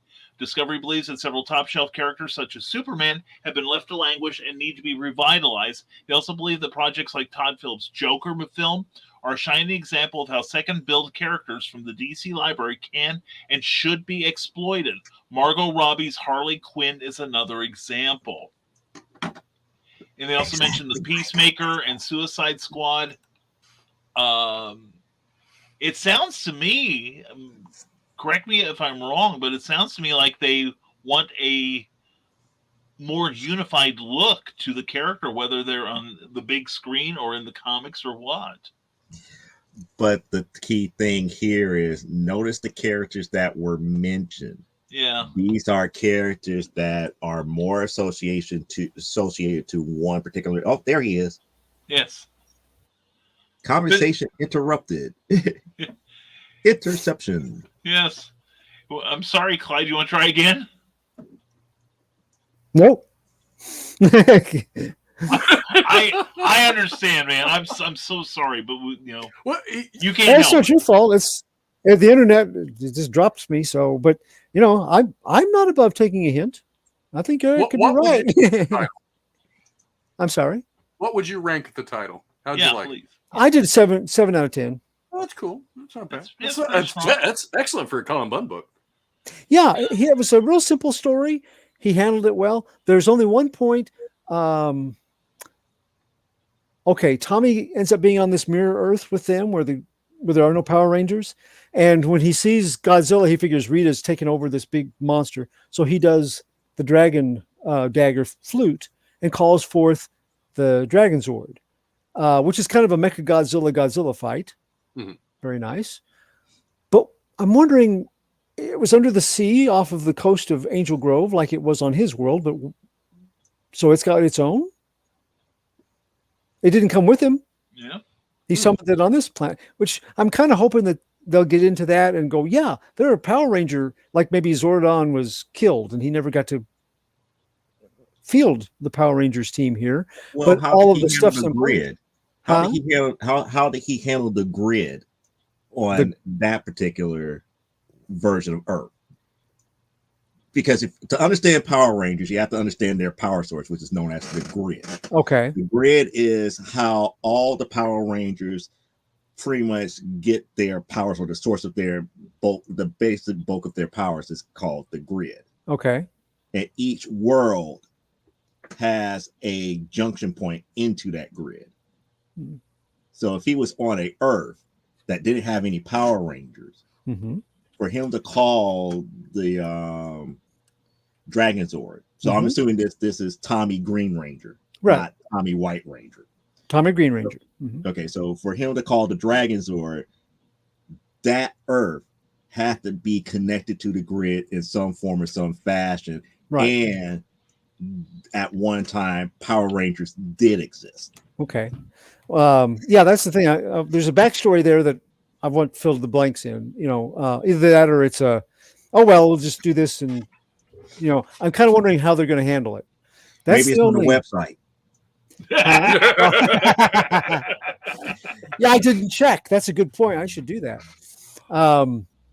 That's the only thing that I can see he might mess up as the writer. But otherwise, it was fine. It's not very complex, but it does fit all of the characters well. I think that if you go in and you're a fan, which I think most of the readers probably are going to be of one of the two or both, it delivers what you expect it to. Beautiful artwork, and it's really exciting. Even in the quiet scenes, he frames and he positions the panels to make even that introspective and interesting. And then when the action begins, oh my gosh, if you've seen, it's like he just like rips panels out and sticks them here all over the page, with the large splashes behind him. And it was really good. Her work on the lettering, it was good for the sound effects. In the introduction of the characters from Zordon, each of the Rangers by name, their word bubble is circled by the color of their Ranger power. So, Cool. Yeah, little things like that, just little attentions to detail that made it a lot of fun. It was a fun read. So, Nothing wrong with that. yeah, Comics should be. yeah, exactly. And I think John is right. I think he liked it more than I did. But overall, if you like those characters, I don't think you're going to be disappointed. I think it probably, you could do a lot. I really wish they'd make it like a 6 to 8 issue run, like 2 series if they had to. But because you could do a lot with all the different versions of the Rangers and stuff too. But if they just focus on the main ones, I think that people are going to be happy with it as long as and it's the only weak point would be is some kind of will Rita Repulsa ends up being the winner at the end or some goofy Cullen Bunn thing like that. But Stalin will show up, be the hero of the story. Well, that's the key thing. You hit the words that you use makes me worry. What's that? The main Rangers. Yeah, these are the original Saban from the first TV show. Right. That what is it called? Angel Grove. Those are the original Angel Grove Rangers, but they're not the original Rangers. They're not the Mythos have never established who were really the original. Oh, five. Okay. Right. Because of the timeline being okay. Well, these are the ones that came on television in 1993. So right. It's that version. But I would love to see them get in some of the other versions too. But I don't know whether they will do a DC versus or Justice League versus Avengers, where they are the first group, and then they start switching around all the different the quirky quartet and all the other weird versions of them, or not. But that would be fun. Yeah. I mean, just when I'm down at SalukiCon at the Southern Illinois University Student Center Saturday from 10 to 7, come see us. If somebody's got that, I may pick that book up. It sounds pretty interesting. And thank you, John Pica, for the recommendation. Yes, thanks, John. Yeah. So I'm sorry, and notice you're done now. Mm-hmm. And you've been here. No, Eric's right. God frowns on Colin Bunn, so I'm okay. I hate to say it, but now that I found out that Colin Bunn did do a Moon Knight run, I am going to look for it. It's one of those that's like up and down. 7.5, 9, 8, 6. It's so I did see some people reviewing it and praising his work on it. But they also said things like, well, this is not what I expected, but I'm rather enjoying it. So I think he writes too much every month. Yeah. That's It could probably be. part of it. It could be. Yeah. Well, I know that for a while when I was doing a lot of comic scripting for another company, I was writing like a script every 4 or 5 days. But I slowed down and my scripts got better because I was putting more forethought into them. So I think, Eric, you may have a point there. We have comments now. The Gorilla ate Clyde. That'll be the Power Rangers meets King Kong follow-up.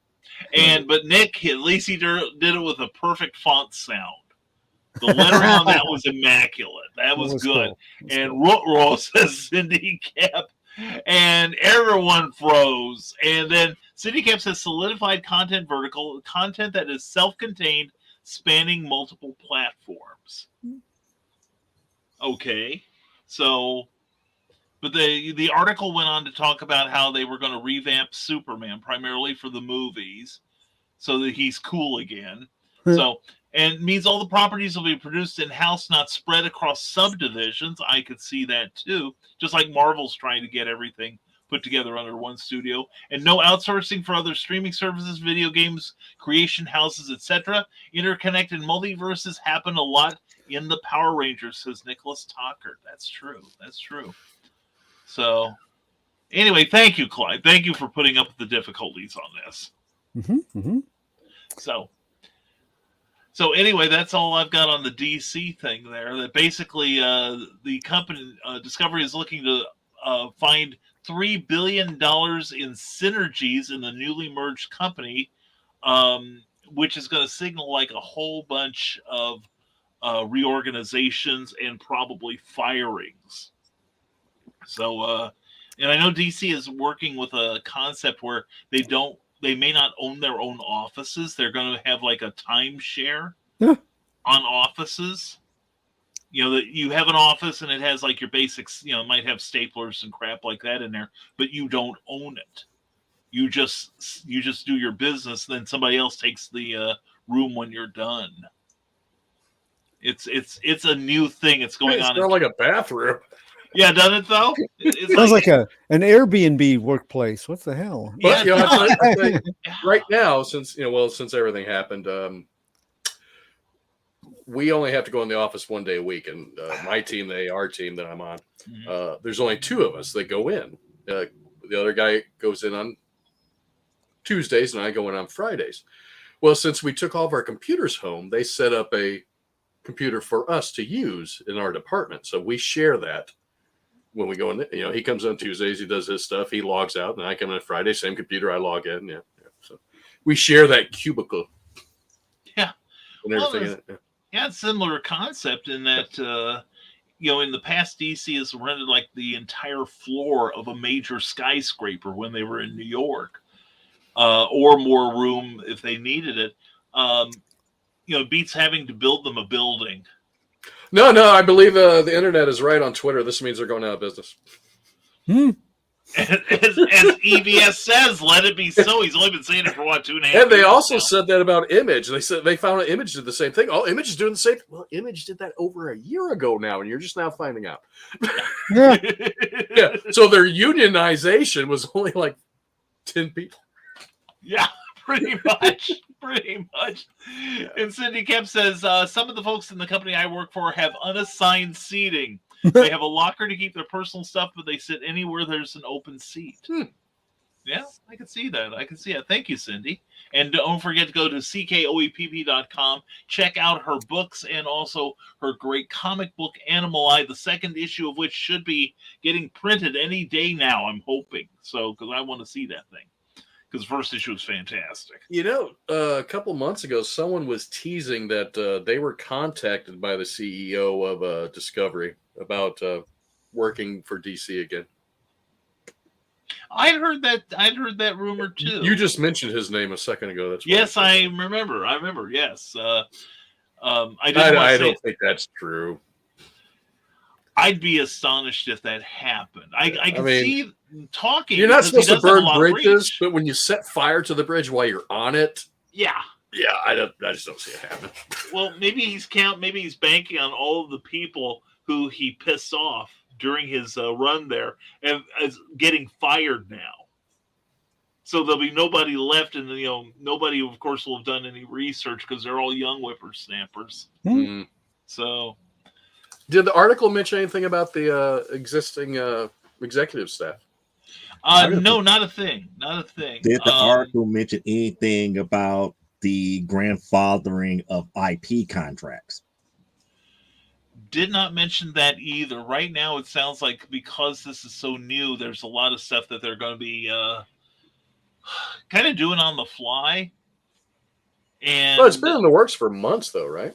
Oh yeah. They're probably just going to release little bits at a time to the public. I'm sure they have a big plan altogether. But the thing about it, the reason I mentioned about the IP contracts, there are logistics within that has to be adhered to, or else they lose the rights to said characters. I would think that somebody as big as DC, considering all the money they spent on lobbying over the decades, so they can keep the copyright on Superman, just like Disney has done with their characters in Congress, thanks to the Sonny Bono Act of 1990, Trademark Act of 1997. It might be one of those things where they have, they have the rights. Well, DC itself really hasn't changed, just their owners.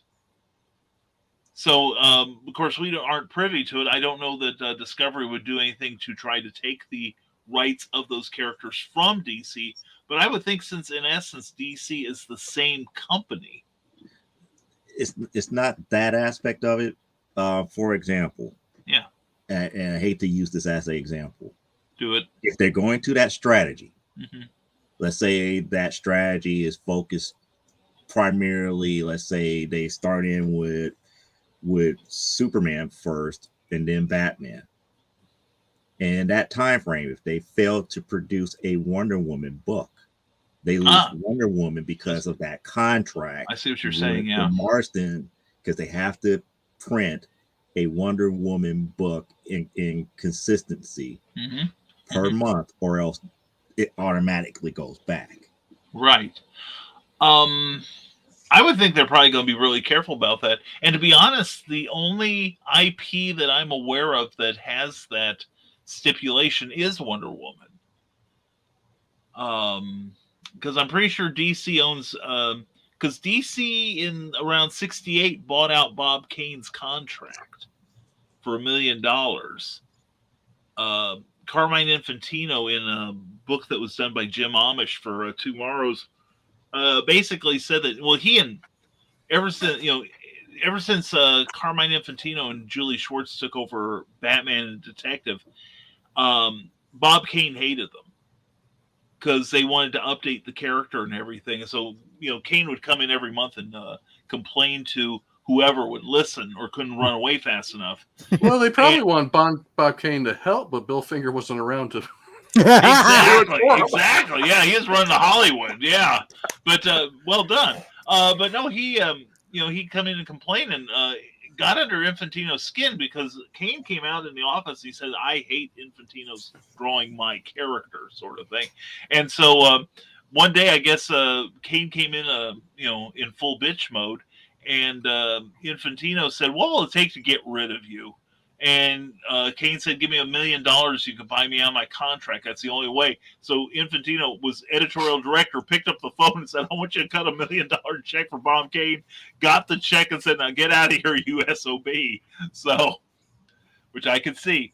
Let's see. And there's some more stuff here. CityCat makes a good point. Can't see how the unassigned seating is safe for plague stuff. I know that the virus dies on porous surfaces in a few hours. Solid surfaces, it takes about 3 or 4 days. So, of course, that's the original version. I don't know how the new versions are shaping up. But, yeah, I can see where that would be an issue. I'd take plenty of sanitary wipes with me. And said, yes, Bear Publication says Animal Eye #2 should be papered by the end of summer. Yes, that's what I like to hear. Well done. And it sounds like they're focusing more on the villains like Joker, Harley, etc. Maybe right now, but they one of the articles did mention Superman specifically. So, and Disney, says Nick Tockert, Disney, Marvel, and DC should have characters go public domain to force the retirement of legacy characters to get new things coming. It's true they would have the copyrights. I would write the hell out of a 1938 Superman. I would love that. And but the thing is, these companies are so greedy, Nick. I can't see them surrendering the IP until they absolutely had to.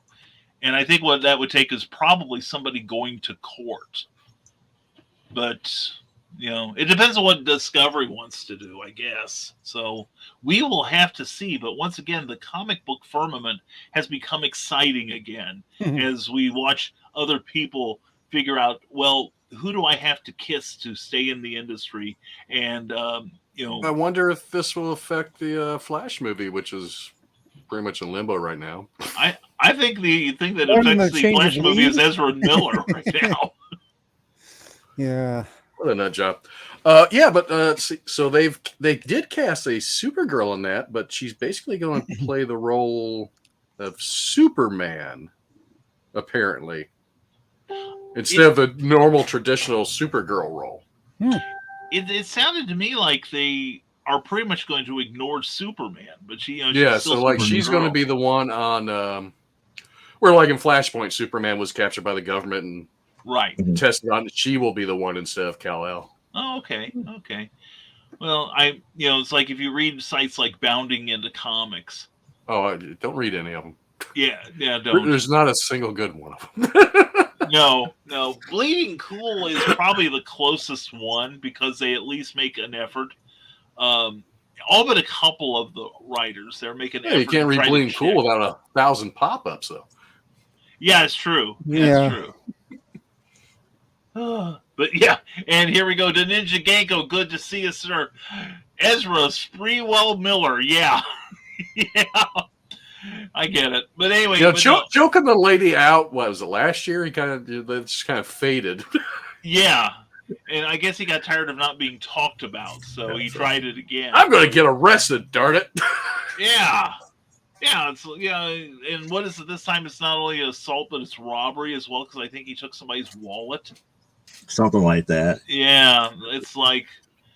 Bring in Grant. Grant could do it. There's at least one petition going around asking DC to install Grant Gustin as the new Flash.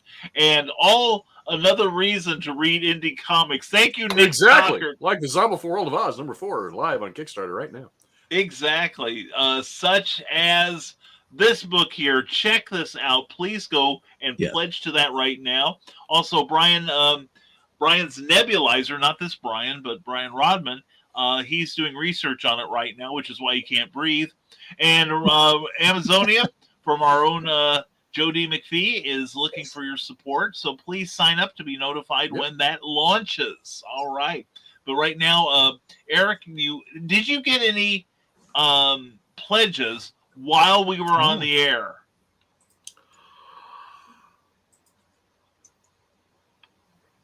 Oh, I do have a pledge, yes. Ding, ding, ding, ding. Was it $4,000 worth of play? Yes. It was 8,000 to make up for yesterday. Yes. No, we did get one pledge, but someone also, someone I've been talking to back and forth had modified their pledge because they wanted the Virgin variant. So that's cool. Excellent. See? Thank you, folks. Thank you to whoever made the pledge tonight. We appreciate you so much. And Nick Tucker, we agree. Grant could do it. Hybrids is live and moving towards stretch goals. Oh, that's right. That's right. Oh, cool. Yeah, good for Luke. Good for Luke. And also, please check out on Thursday morning on the Raging 2 Network. I talk about them more than I talk about my own. Nerd Bacon on Thursday mornings with Luke Stone and the inimitable Nicholas Anthony Tockert and Mike Jimmy Lordship de Bruin. Very entertaining. This morning they had Michael Oden on, an independent comic writer. That was quite interesting. And occasionally I will go in and heckle. But anyway, no, we can call this Long Shots campaign going, or is that still going? No, that yes. was, I think it's over, I think. Is it? Oh, they I think started. it's getting close to being over. Yeah, Long Shots, I believe, it's close to being over because the Fellowship is now live. That's the one I was trying to think of. Yeah, the Fellowship is on Kickstarter. Okay. Yeah. Well, it's kind of like, you've flitted between platforms too, Eric. So. Yep. Oh yeah, but I mean the Fellowship. I was giggling at that part. Yeah, that was cool. Not that they're on Kickstarter, but yeah, I was just giggling at that. Well, no, they're still live on long shots on Indiegogo. I thought I think they're on 22 days left with 22? Okay.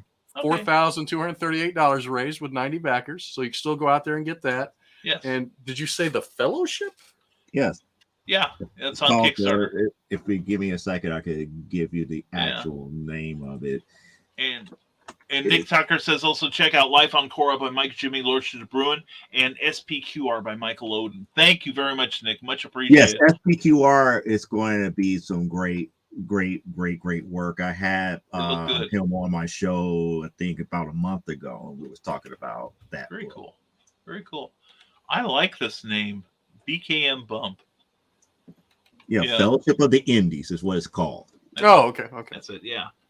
But and they're at $491 with 23 days left. So they're $9 away of being funded.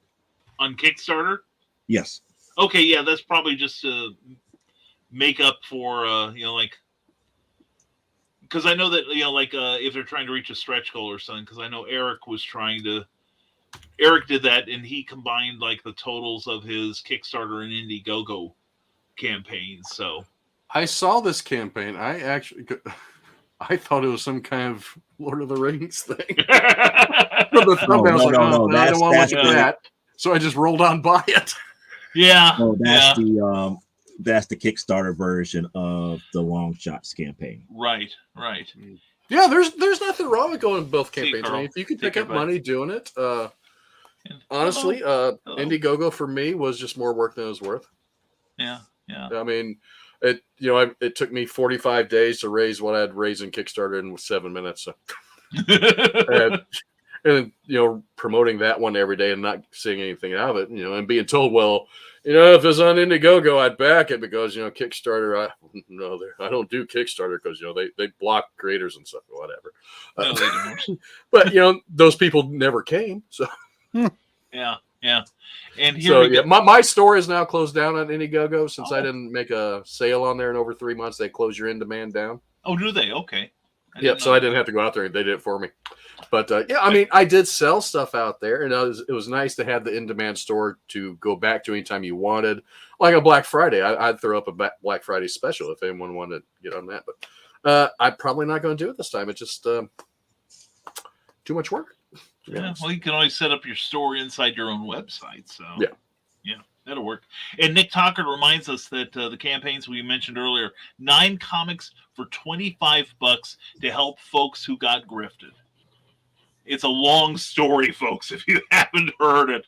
But basically, just like Lord of the Rings, it's a very long story, yeah. And Mordor is a long way off. Yeah. And by the end of it, you will want to throw something or someone into an active volcano.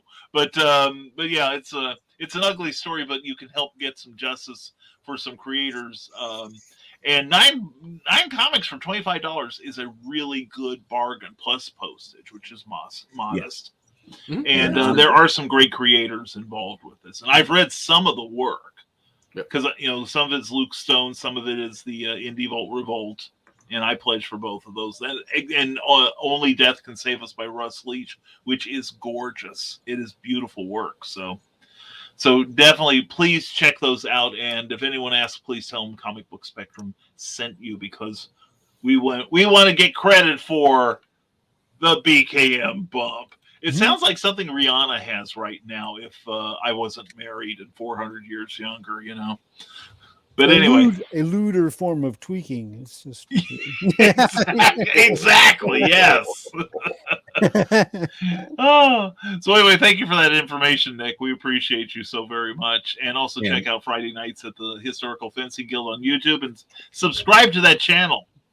And I'm also going to be one of the purveyors of Let Nick Speak campaign if it gets that bad again on Bird Bacon. Oh, He has oh a lot yeah. of insight. He has a lot of insight, and it's just like sometimes I just feel that they just don't allow Nick to speak as much as what he could or should. Well, I think there are times I would let him have never mind the furthermore. He and Carl Witzman could like go into the Thunderdome to see who wants it, and Nick, and of course, Nick would be astonished to see how fast Carl gets out of there. And let's him have it by default. But anyway, and there's Nick going, blah. We love you, Nick. You're the best.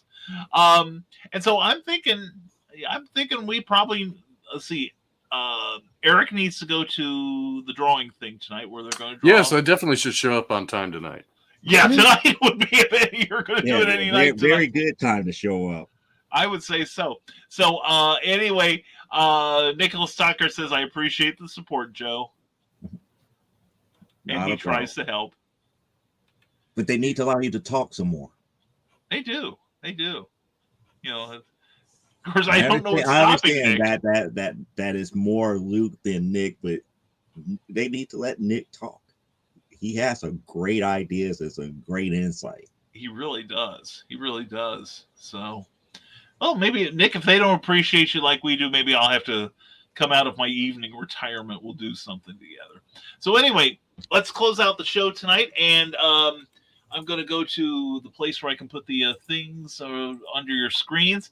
And let's start with Eric, then we'll go to Joe, and then Clyde.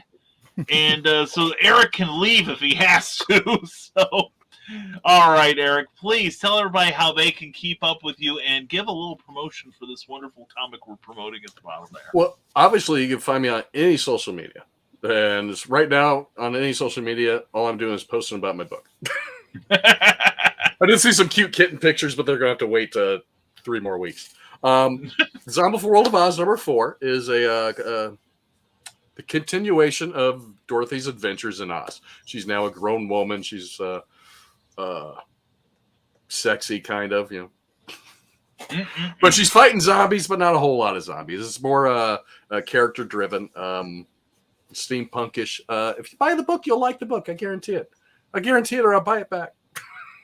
But hey, we're live on Kickstarter right now. We launched last Friday, funded 17 minutes. We're at 100 backers already. More stretch goals to go. We've unlocked 5 stretch goals. It's 4 stretch goals. Yeah. With a couple more to go. The next one's going to be at 6,000 and 7,000. So I start them off at every 500. Then I bump up. I get up to a certain point. They go up to every $1,000. So, I mean, you get an extra poker chip. You get an extra trading card with a set of trading cards. You get a foil trading card because I saw that as an option. I'm like, definitely going to get those. I want a foil trading card myself. You get the Dorothy bombshell sticker with, kind of like the old classic artwork of them on the side of the World War II planes style sticker, which is available as a magnet, but only if you were an early bird, because those are only available to early birds. But so now there is a sticker available for all the backers as a one of the stretch goals, which was unlocked. So there's a lot of cool stuff out there to get. I mean, man, if you don't like all the junk that comes along with the stuff, do the bare bones. I mean, you just get the book. I ship the book to you. You don't get any of the stretch goals. You don't have to worry about any of that crap. You don't get crap except the book. Plus, you can get issues 1 through 3. They're going to be combined into a hardback and a softback. The hardback you can get with a drawing inside, or you can actually get it without a drawing inside if that's what you prefer. I mean, there's a whole list of add-ons where you can customize your package as much as you want, and a lot of people have been doing that. I mean, I've got people buying multiples of issues left and right. I'm like, I've never seen that before. I got one guy bought like 6 of one of the covers. I was like, wow, it's going to be fun to add up at the end of the campaign. But yeah, we're live for 3 more weeks. Come check it out, please. And if you don't want to back, it doesn't seem like for you, just please share out the campaign. That helps indie creators a great deal, and we appreciate it so much. And we're very grateful when people do that. And that's it. Thank you very much. Thank you, Eric. And also, I gotta say this: if you like the kind of wool hat that Eric is wearing right now, you can get one in the campaign too. That's one of my add-ons. Yeah, and I'm going to the same vendor that Brian Rodman went to get this because I like it so much. Yeah, but it's time to wear my own. That's right. So if you've got a larger Enough free head, promotion for Brian. that's right. Make him show up and do his own damn promoting. Thank you, Eric. Thank you very Thank you. much. All right. Next is Jody McFee, who also has a campaign soon to launch. And That is so correct. tell everybody how to keep up with you and talk about Amazonia, please. Okay. Well, first things first, you could keep up with me, and you got rid of my Bitly link, but the Linktree link used to be right there. But you could keep up with me at, there it is, link.tree.silvo right there. Get my screen. There it is, right there. That's where you can find everything and every place that I would be at social media wise here.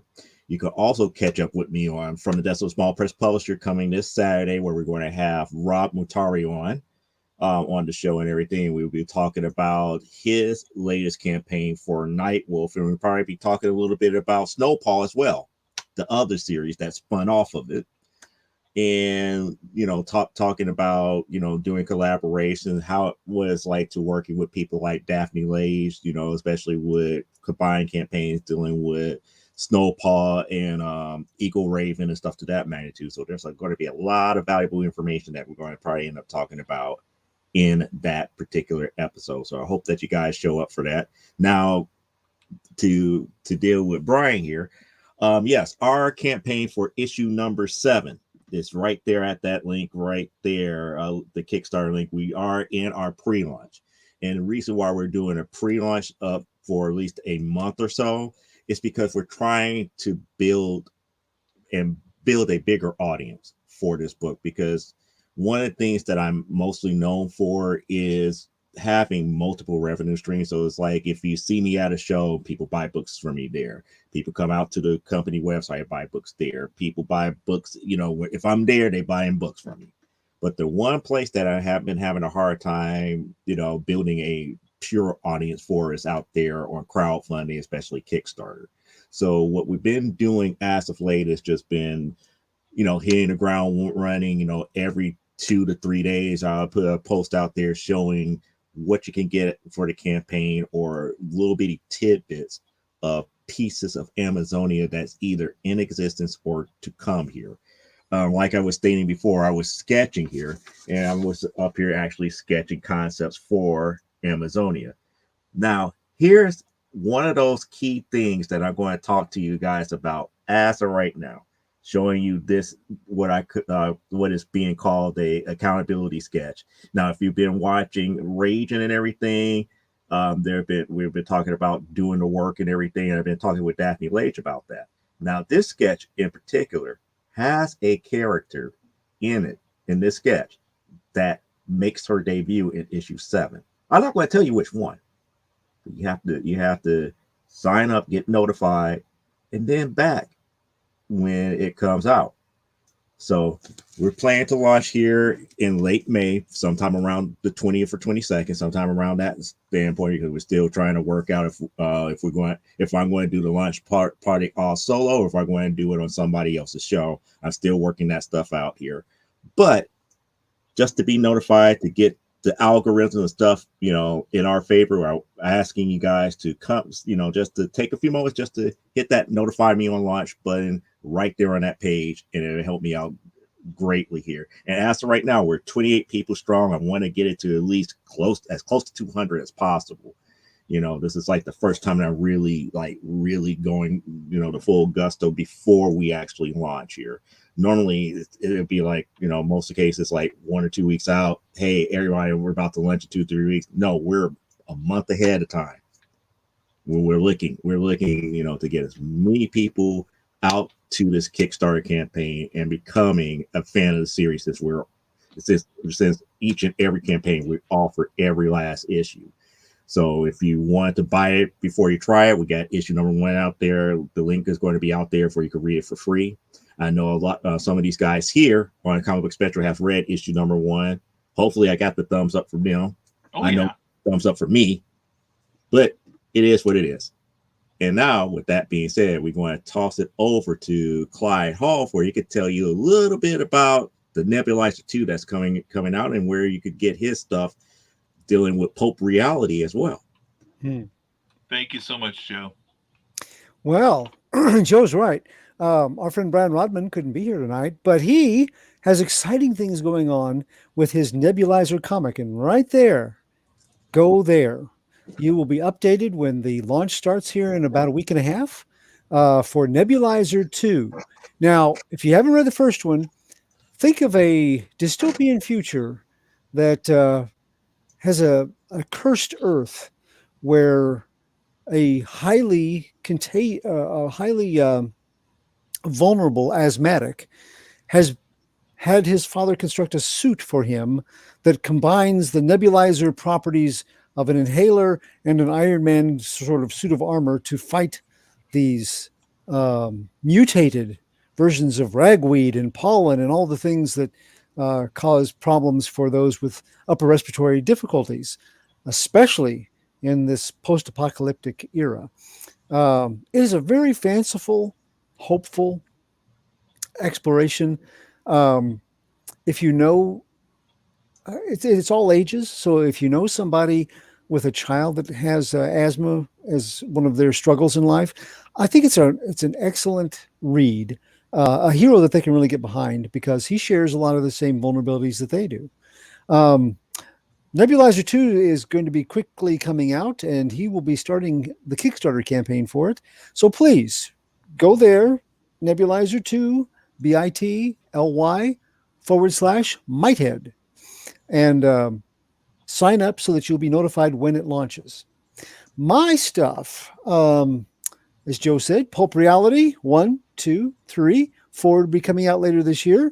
Part of this new pulp genre anthology has a continuing set of stories about a character called B-Man that I created.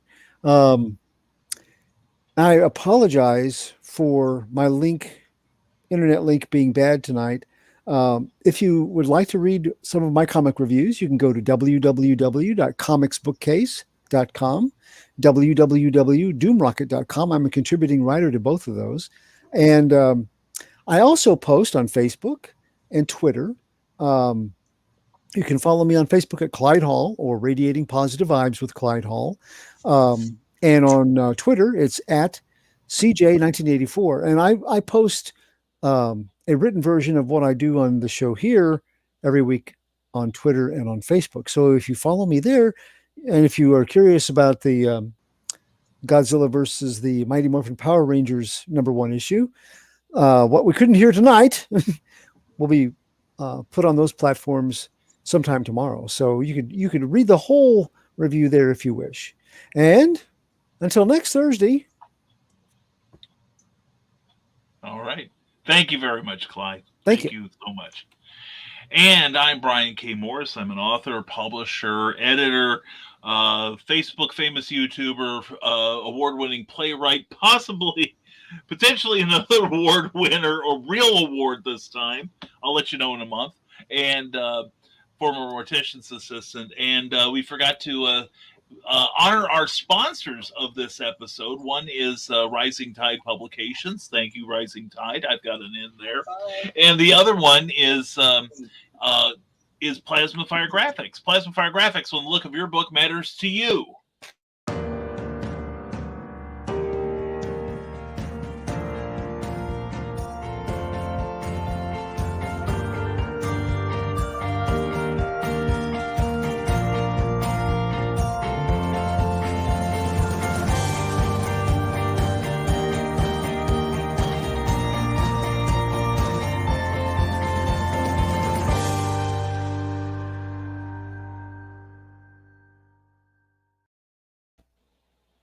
Nobody wants to see my face, but this is the face that you want to see, the face of your book, the thing that draws people in to get them to buy. And this is a Plasma Fire Graphics cover here from Jeffrey Hayes on Snow Shorts 2, available on Amazon. And if you want him to work that same kind of magic for you, then I suggest you bop over to the Facebook page and check out some of the printed examples that they offer, as well as plasmafiregraphics.com. They'll find more, and you'll find you can ask Jeffrey Hayes directly for his indie creator-friendly pricing. You will be amazed, and he's great to work with and Lord knows he is talented. So that's Plasma Fire Graphics, and the look of your book matters to you because it definitely matters to your readers. Anyway, we will be at SalukieCon this coming Saturday from 10 to 7 at the Southern Illinois University Student Center in Carbondale, Illinois. And I will be there with some great friends like Rick Bradley, Lacey Lemke, Amy Hale, Kathy Jackson, a whole bunch of great people. Molly Daniels will be there, and more. How do you like it? How do you like it? And we will have not only the award-nominated Snow Shorts, but also some of our classics like the original Skyman and the trio of Bat books. We'll have all three, and we'll be running a special on those to save you some money if you buy all three at once. And tomorrow morning we'll have a 60-minute version of Never Mind the Furthermore, because I've got to get out of town to set up for the show and to meet our friends over there. And we'll be back to our semi-normal schedule after that. Please check out the campaigns that we showed you earlier for Brian Rahman's Nebulizer, Jody McFee's Amazonia, and especially Eric Hawkins' Zombie for World of Oz #4 with the trade paperback attached. And Ted Davies Artistry, great show, guys. Next week on Krypton, oh, who knows? I don't know yet, Ted. We will have something Superman because you insisted on it, Ted. And also don't forget to check out Ted Davies tomorrow night on the Rising Tide Broadcast Network for Drink of the Davies. And also don't forget tonight, Stupid O'Clock is already in progress. Please go check out that great geeky talk with Joe Dog McKeel and friends. And then Dan Hallfield will have at 11 p.m. Eastern Time, Last Man Standing, more geeky conversation that you'll definitely enjoy. And so thank you all for sticking around and listening to our interviews. And we are going to take leave right now, but we'll see you next Thursday night right here, right now at here on the Comic Book Spectrum. And as always, folks, thank you for watching. And as always, please stay smart, stay safe, wash your hands, and never apologize for being awesome. Have a great week, everybody, and we'll see you next week on Comic Book Spectrum. Welcome to Comic Book Spectrum, a Rising Tide broadcast network. Thank you for watching Comic Book Spectrum, a Rising Tide broadcast network production. Please join us next week for another look at comics, past, present, and future. If you enjoyed this, please give the show a like and be sure to subscribe and share it with your friends. To receive our free monthly newsletter, go to www.risingtide.pub and be sure to give the Rising Tide Broadcast Network page on Facebook a like in order to receive news about upcoming shows including Clever Title Pending, Stupid O'Clock, Clever as Hail, Comics Chaos and Sass, Tidbits and Scribbles, the Historical Fencing Guild, and Never Mind the Furthermore. See you next week.